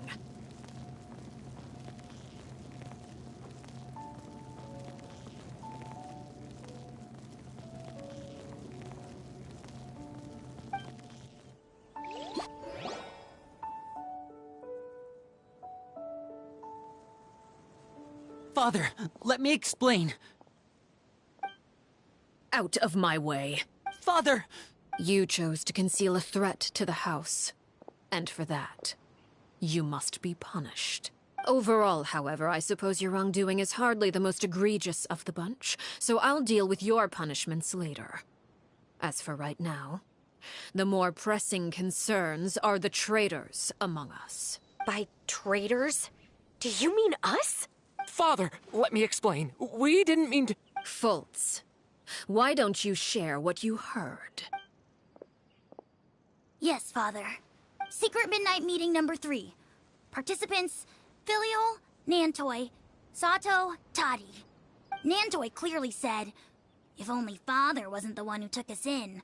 Sato added, "I'm sick of this life. I just want to live as a normal person." Filial was the worst of them all. She called us crazies and said a bunch of mean things about Father. I did not! You're lying! Fultz is trying to frame us. It's not like I'm the only one who heard those things. After that, you and Toddy and a bunch of other people started talking about Clairvy. You were using all those things Clairvy brought up as an excuse to question Father. We're birds locked in a cage. The only way out is to destroy it. That's what you said, wasn't it? You little... You just want me gone, don't you? What did I ever do to you, huh? And you, Sheplo, have you forgotten who stood by your sickbed? watched over you, and changed your dressings? Come on, let's hear it then. What's your reason for all this? You're wrong, Filial. We don't want you to die. You're our family. Liar. You wouldn't be doing this if that were the case. So why?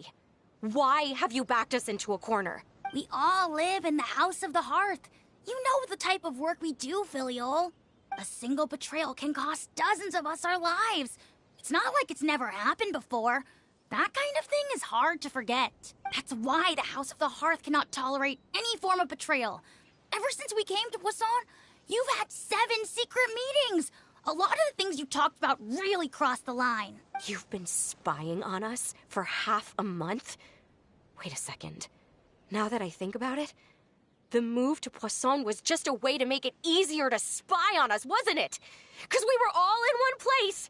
You've had this planned all along. Filial, Nantoy, I'm sorry. I owe you both my life. I owe Clairvy too. If it weren't for all your help after I got poisoned, I wouldn't be standing here today. If this were any other situation, I would do anything to repay that kindness, even if it cost me my life. But rules are rules. I'm sorry. My hands are tied. Why? Why? That's enough, Filial. We made a mistake, and we should own up to it. We broke the rules, plain and simple. And now we have to face the consequences. I'm sorry, Chaplot. Fultz. I'm sorry, Father. We accept our punishment. Chaplot, according to the rules of the House of the Hearth, how should these traitors be punished? All those who betray the house pay with their lives. And so it shall be.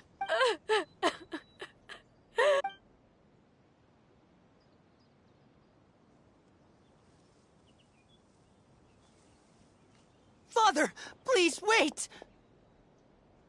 Something you want to say, Linny? Please reconsider, Father.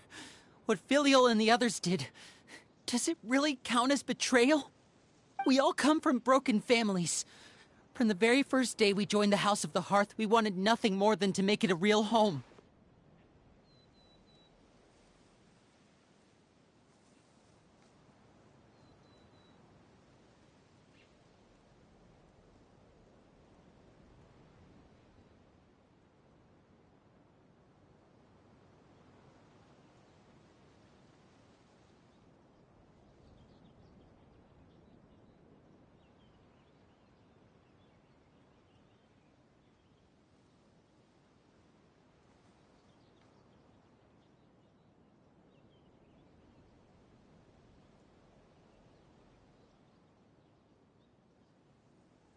But the truth is, none of us know what a real home should look like. I'm not saying I have all the answers. All I know is this. Killing Filial and the others may uphold the rules, but doing so will only bring us further away from being a real family than we've ever been. So please, Father, please, reconsider. I agree with Linny. Father, please. Linny, you... I also agree with Linny. An order once given cannot be rescinded. However, given the extent of your determination, I suppose we shall have to go about this a different way. Draw your weapons and face me. Our weapons? Father, are you referring to a duel? Precisely. The rules of the house will not be altered. Traitors must be punished. However, resolving disputes with a duel is also one of our rules, one that also applies to me. Demonstrate a sufficient showing of strength, and I shall offer a concession.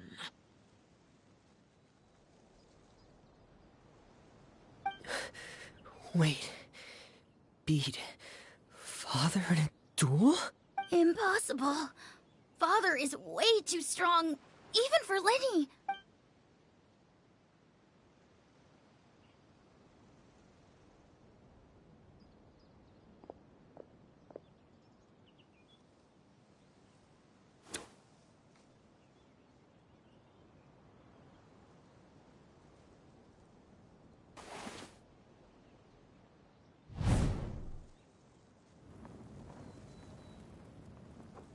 Did you hear that, Traveler?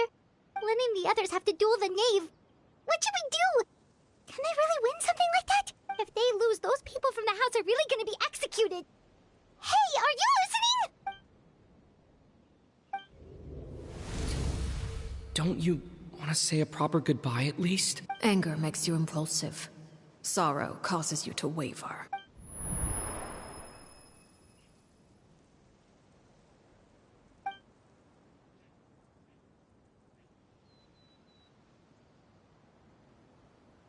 Oh.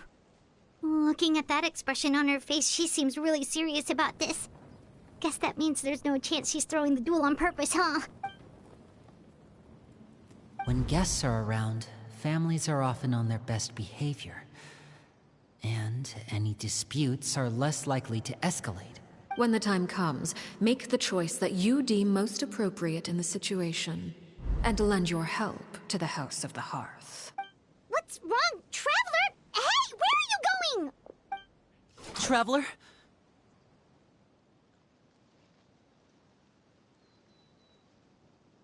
You're asking to join the duel against the knave? I'll allow it. We do have a ready-made dueling ring at our disposal, after all. All I would advise is this. Keep a firm grasp on your weapon, and give it your all. Any less, and you may just lose your life.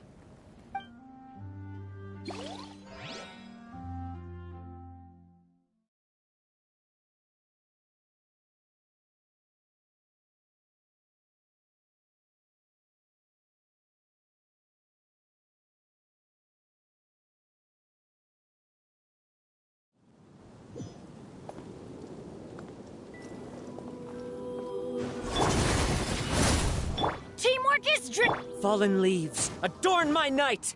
One with nature. You can run, but you can't hide.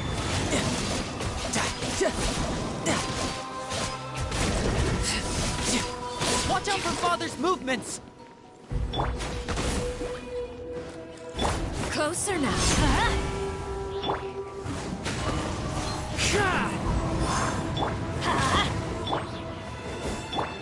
With these rising flames! Now that's more like... Father's even stronger than I expected. Is it my turn? Let's light it up! Everybody stand! You're toast! Clouds high, the birds call! Into the wind! Riptide! Try to pace yourself! With the fall of darkness, destruction shall rise. Spare your energy. Running is of little use. Off we go! Look at you. Trapped And like a bunch voila. of helpless animals. Spare your energy. Running is of little use.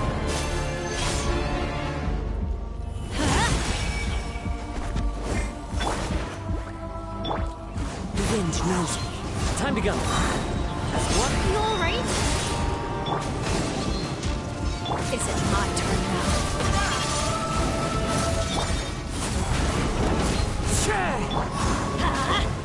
Eat this! The countdown has begun. Look out!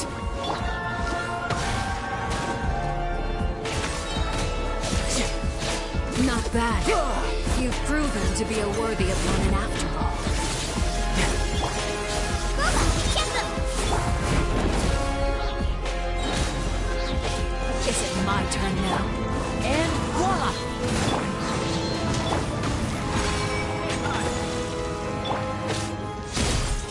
Adventure time! Spare your energy.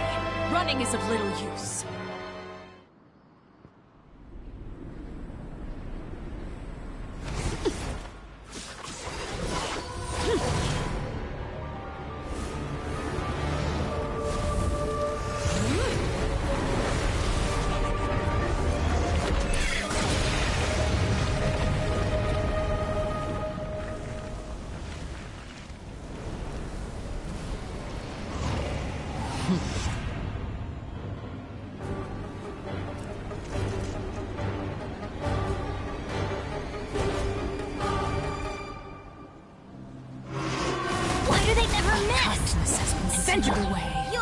My blade is all that remains. Fallen leaves, adorn my night! The wind knows me.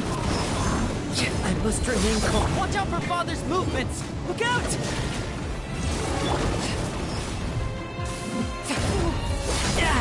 Amateur mistake. Let's light it up! Yeah!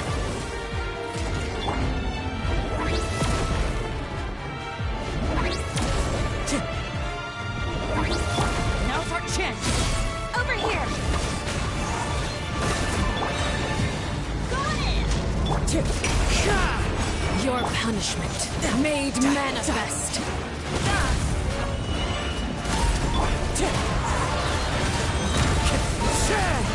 As one with wind and cloud! Watch out for Father's movements! Look out!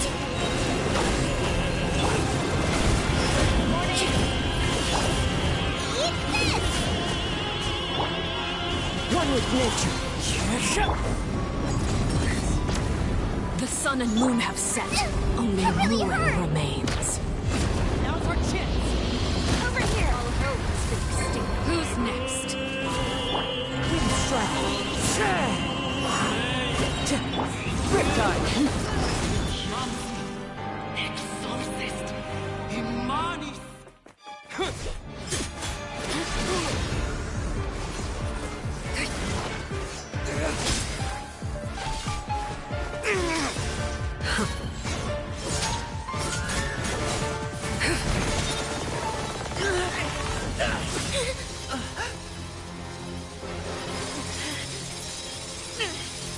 You should know better than to crowd in one place.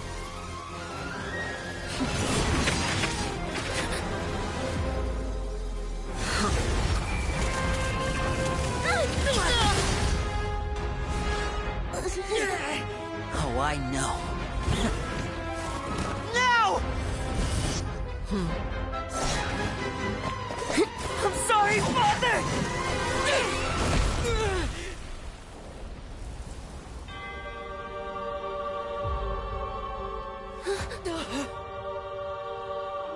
Sorry for what? This pitiful excuse for an attack.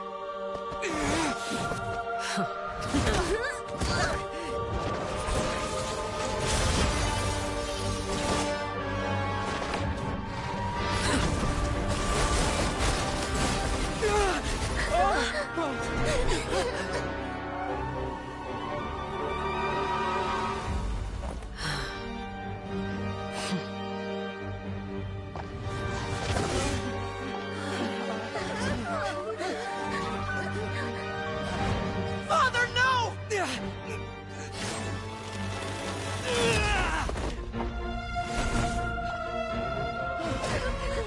Made it out, did you?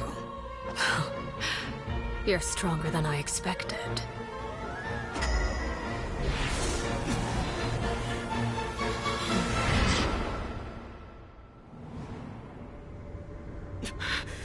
A crimson moon? I can't move.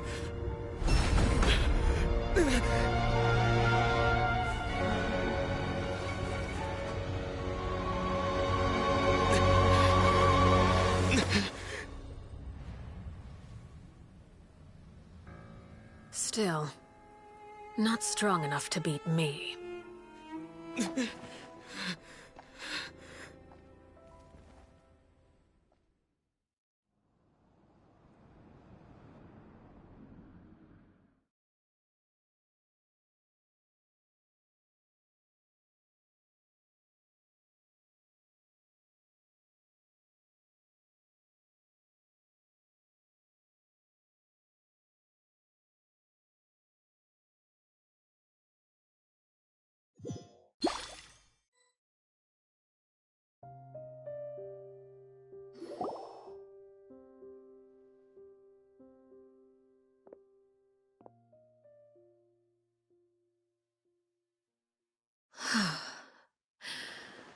I believe we can end things here. It's not often that we get to enjoy the company of guests, after all. We wouldn't want things to get too out of hand. Brother, are you alright? Lenny! Given that I am the victor of this duel, as agreed, the punishment stands.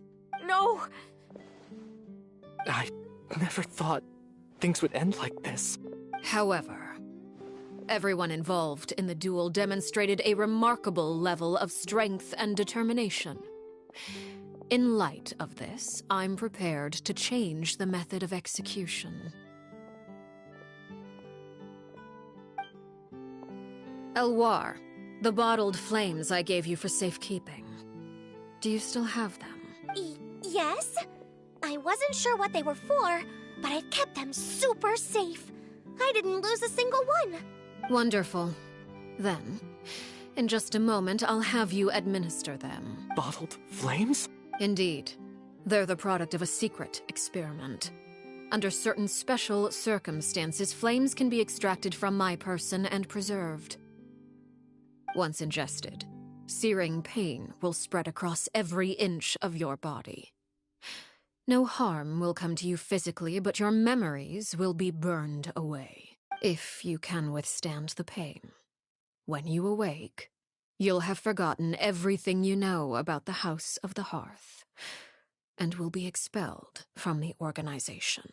In other words, administering this concoction will kill the version of you that grew up in the house, and give you a new identity.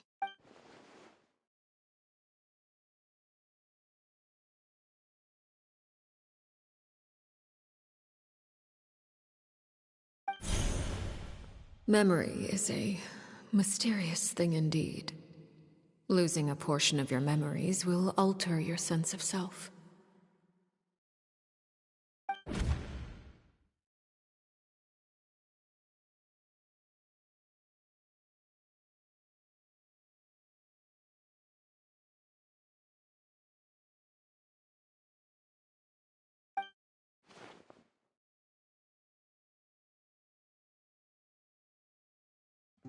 So, you're just letting us go, Father?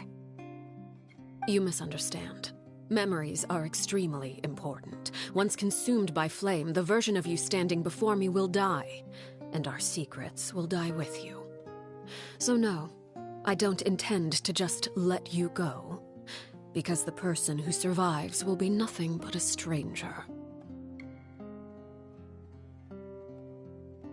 Even so, I won't have to live in fear anymore. I'm sorry, Father. I'm sorry I let you down.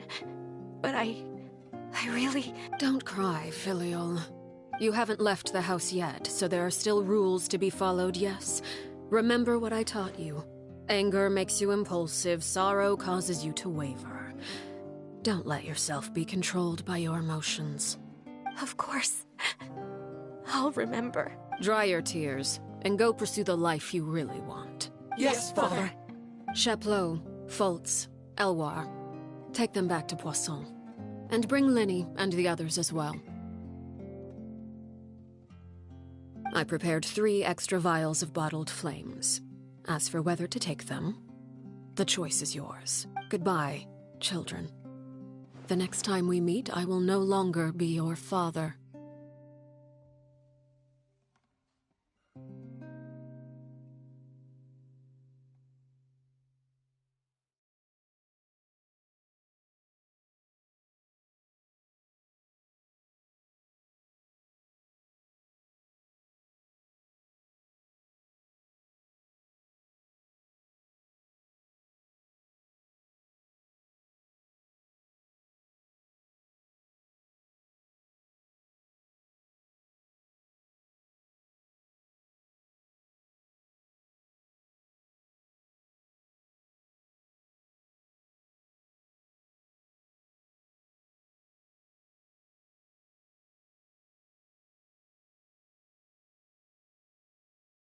Thank you for all you've done for the house. I hope you have bright futures ahead of you.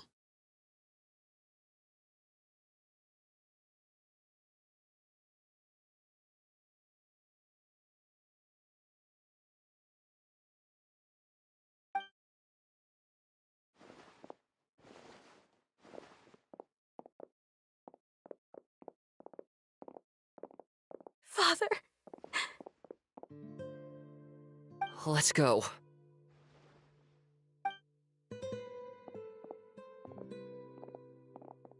Here, grab my arm, Linny. I'll help you walk back. Thank you.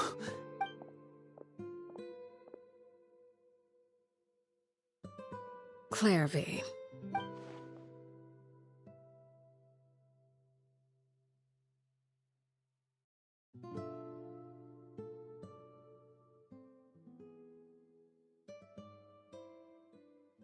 Can we talk now? I've been waiting for a super long time. You really are Perry, aren't you? I haven't seen you in so long. How come you're all grown up? Wait, did I somehow travel to the future on accident? Or am I dreaming? What a long dream. Neither. You died, Clairvy. That's what happened.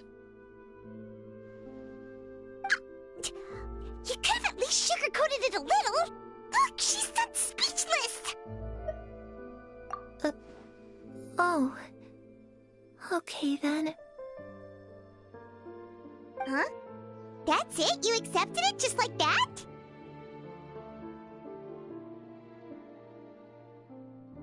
Yep.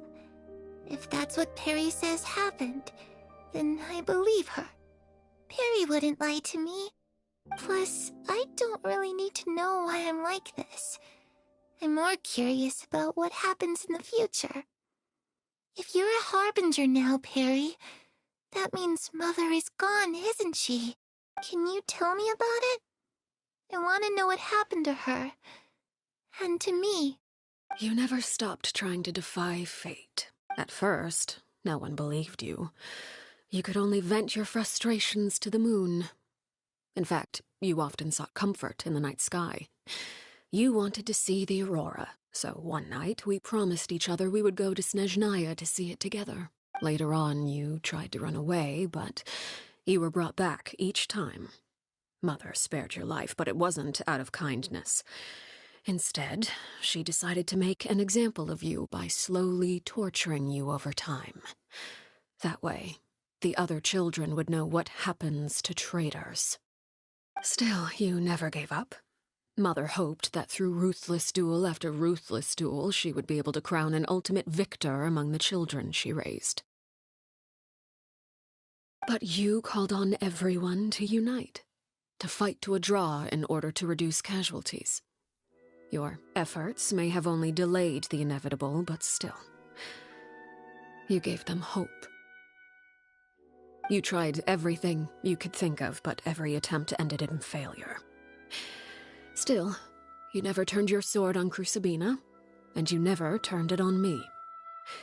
On that gloomy day, you told me, "For the last 16 years of my life, I've done everything I can to fight for freedom. But now, I realize that the only freedom I truly possess is the freedom to choose to die." I never imagined I would say something like that. I must have been feeling really worn down, but somehow, I still think I understand. According to Mother's plan, only one of us was going to make it until the end. And I always hoped that person would be you. If I could do it all over again, I still don't think I would make a different choice. Even when I first met you, I knew you'd be able to do what I couldn't. Is that so? Even now, I'm not sure I truly understand what kind of freedom you were trying to pursue.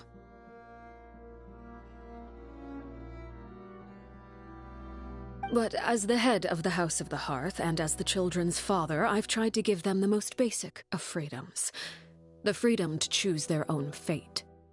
It's something I discussed with the Iudex of Fontaine. The children who want to leave the house will have their memories wiped clean of all secrets pertaining to the organization. In return, they will be allowed to live a normal life in Fontaine without being prosecuted for their past. Of course, I won't simply hand freedom to them on a silver platter. They have to fight for it and prove themselves worthy of it. Only freedom that is earned has true value. That's more than enough. That's exactly the kind of life I was fighting for. You know, Perry, I think you're a pretty amazing king, and a really great father, too. I'm really happy that you're the one who took over the house.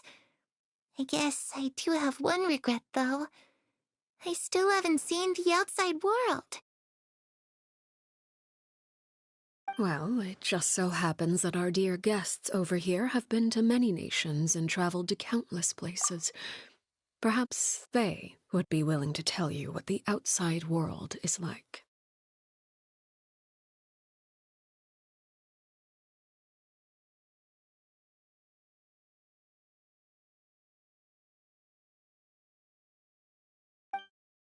Really? Of course! We've traveled all over the place. We've got so many stories, we could probably talk your ears off for 3 days straight!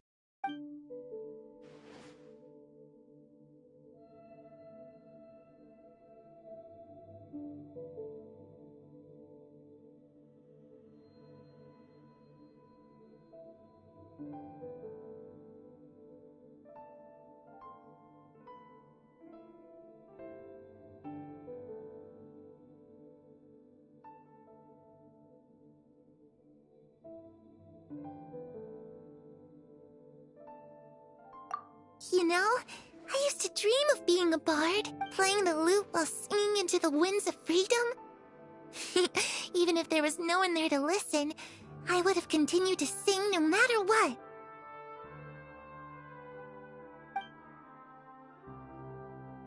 Ah, that's where Mora comes from. I never knew that before. If I had some Mora, I would buy 3 new dresses. One for me, one for Perry, and one for Mother. It's just too bad Perry doesn't like wearing dresses. And Mother, she probably wouldn't accept something like that either. I guess I'd just have to keep them all for me then. I could wear a different one every day.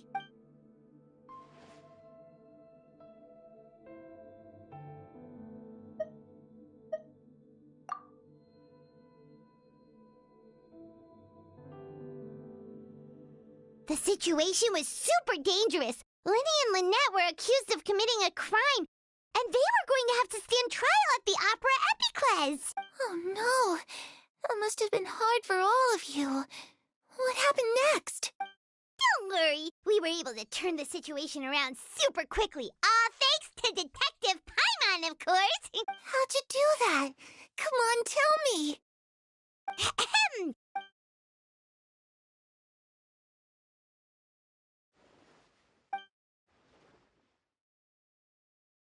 Shadows don't have the capacity to learn or grow. Any new information they encounter is quickly forgotten over.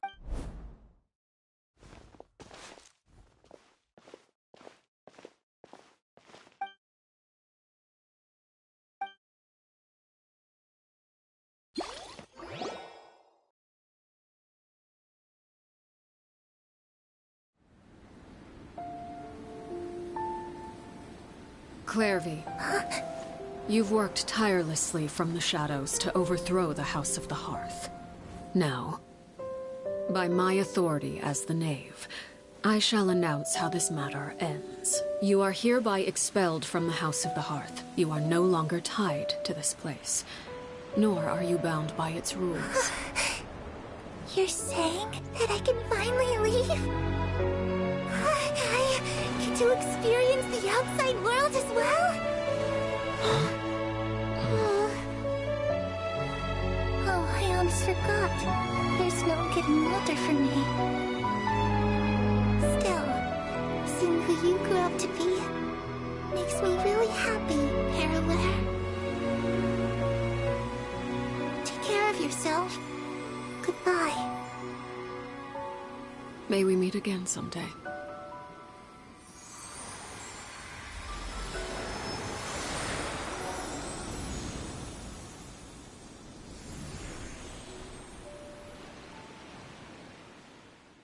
Clairvy.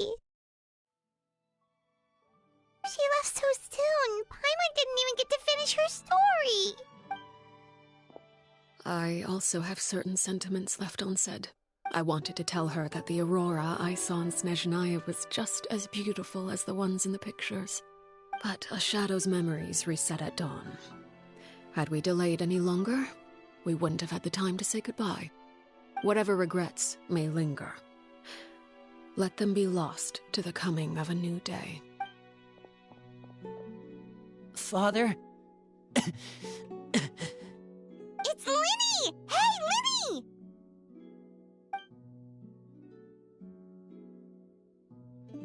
What is he doing back here? Let's go check it out.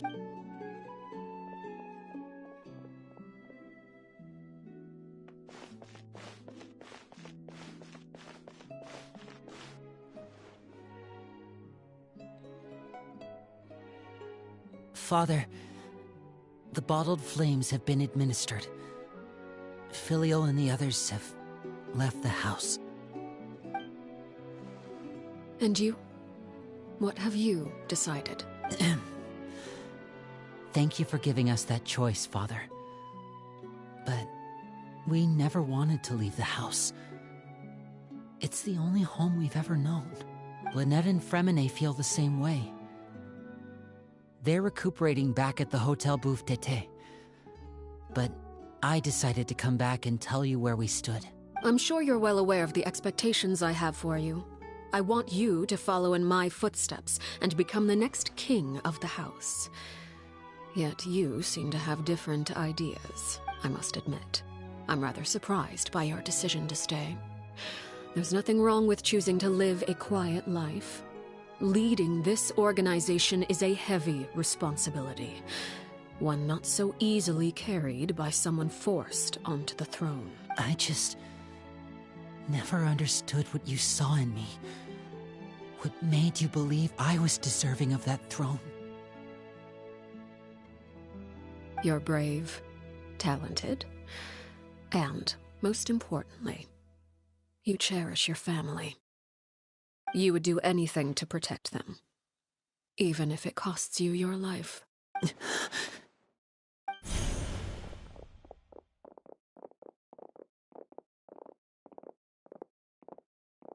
Speaking up back there was so brave of you, Linny.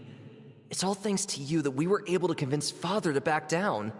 You're a hero, Linny. Hero? Father is the real hero. Had Father gone all out during the duel, there's no way I would have walked away with my life.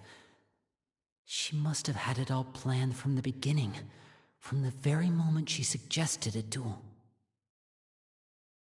I'm not deserving of that title. I'm not strong enough or smart enough.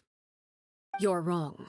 In my opinion, all you need to be deserving of the throne is conviction and the necessary strength to act on it. We may have different ideas of what it means to be a family, but you can hardly be said to lack conviction. What you truly lack is strength. For someone of your talent, though, that's something that will come with time.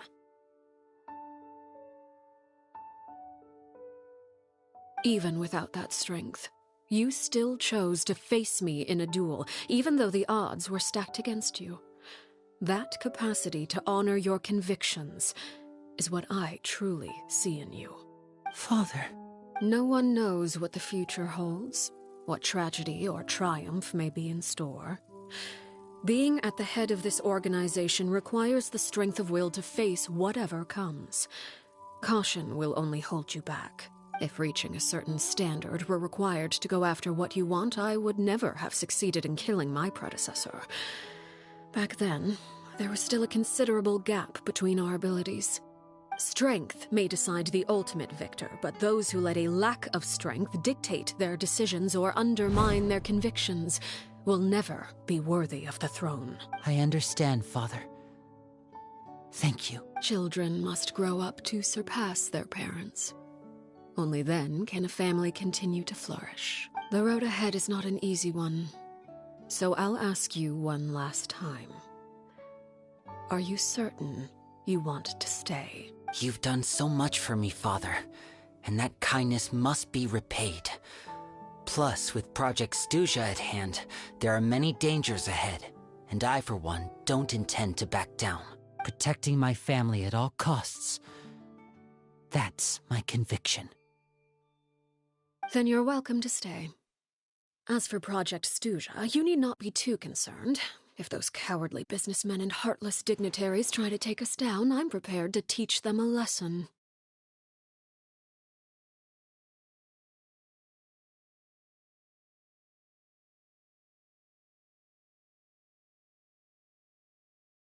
Having members who longed for the light was our organization's last weakness. With those members no longer among our ranks, the House of the Hearth is like a spider hiding in the shadows. We need only wait for our prey to come to us. At present, our imperative is to use their plan to our advantage. In doing so, a crimson moon shall rise amid the frigid blizzards of winter. No demonstration of loyalty shall go unrewarded, and no sacrifice shall be in vain. As for the two of you, whether we meet again as friend or foe, I'll remember the camaraderie we shared in this moment, no matter how arduous the journey ahead. I hope we both reach our desired destination.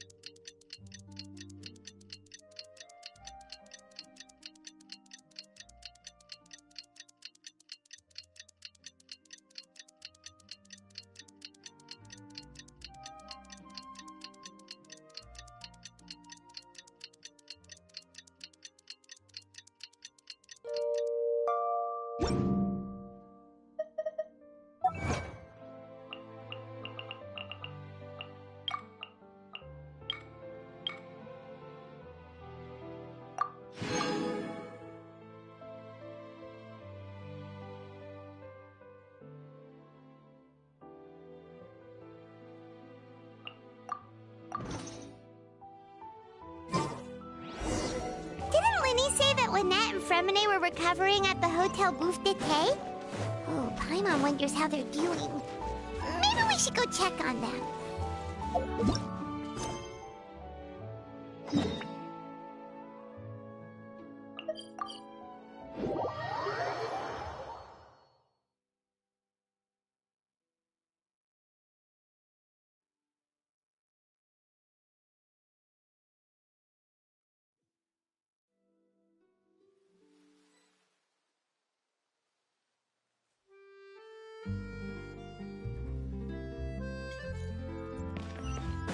No time to lose. I could get used to this.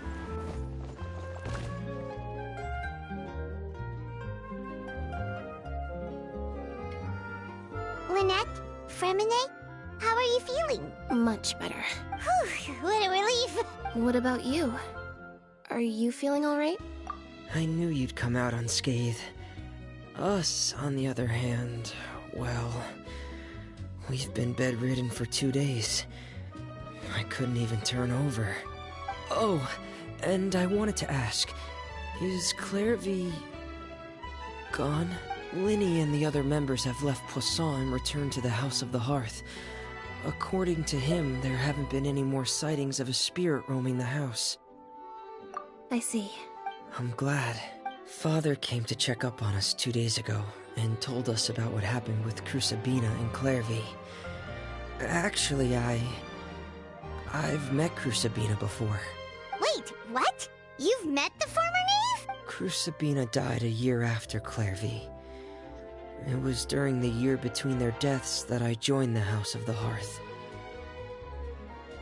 Crucibina had an extremely cruel and radical way of doing things. While she was alive, the atmosphere in the house was suffocating. When I joined, though, the experiment she valued so much had already come to an end, and all the people involved, dead and injured alike, were gone. Crucibina never talked about the past with us newcomers. A couple of months after I joined, Father killed Crucibina and burned all her files. With that, the names of all the people subjected to her experiments, Clairvy included, were lost to the flames, along with the painful memories they represented. Father took in Lenny and me a couple months after that, but she never mentioned anything about Crucibina or Clairvy. It really seems like something she was planning to keep to herself. The last time you talked to her, did she mention why she kept it a secret for so long? She said she didn't want us to be affected by the darkness of the past.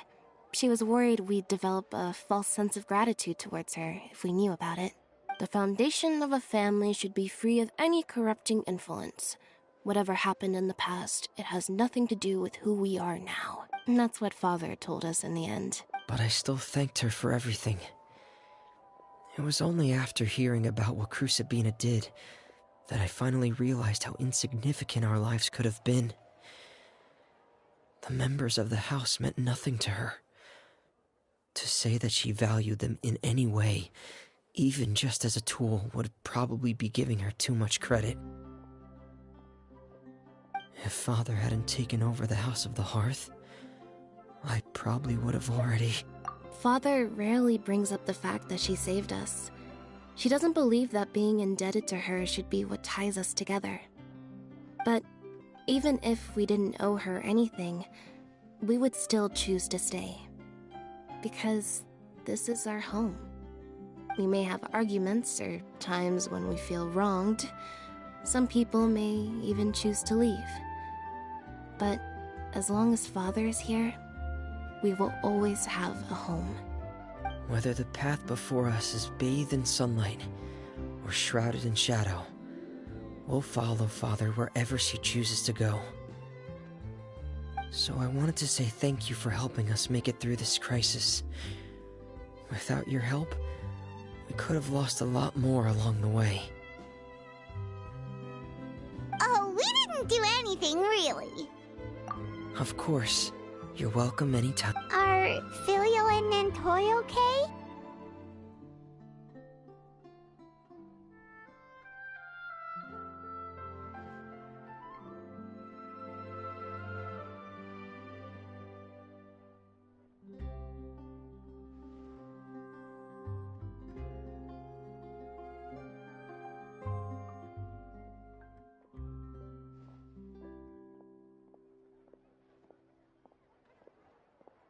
I actually saw them at a cafe this morning. They didn't recognize me. From what I could tell, they were drinking coffee and talking about one of the operas that started running recently. They seemed happy. If I had to take a guess, I would say they finally found the kind of life they always wished for.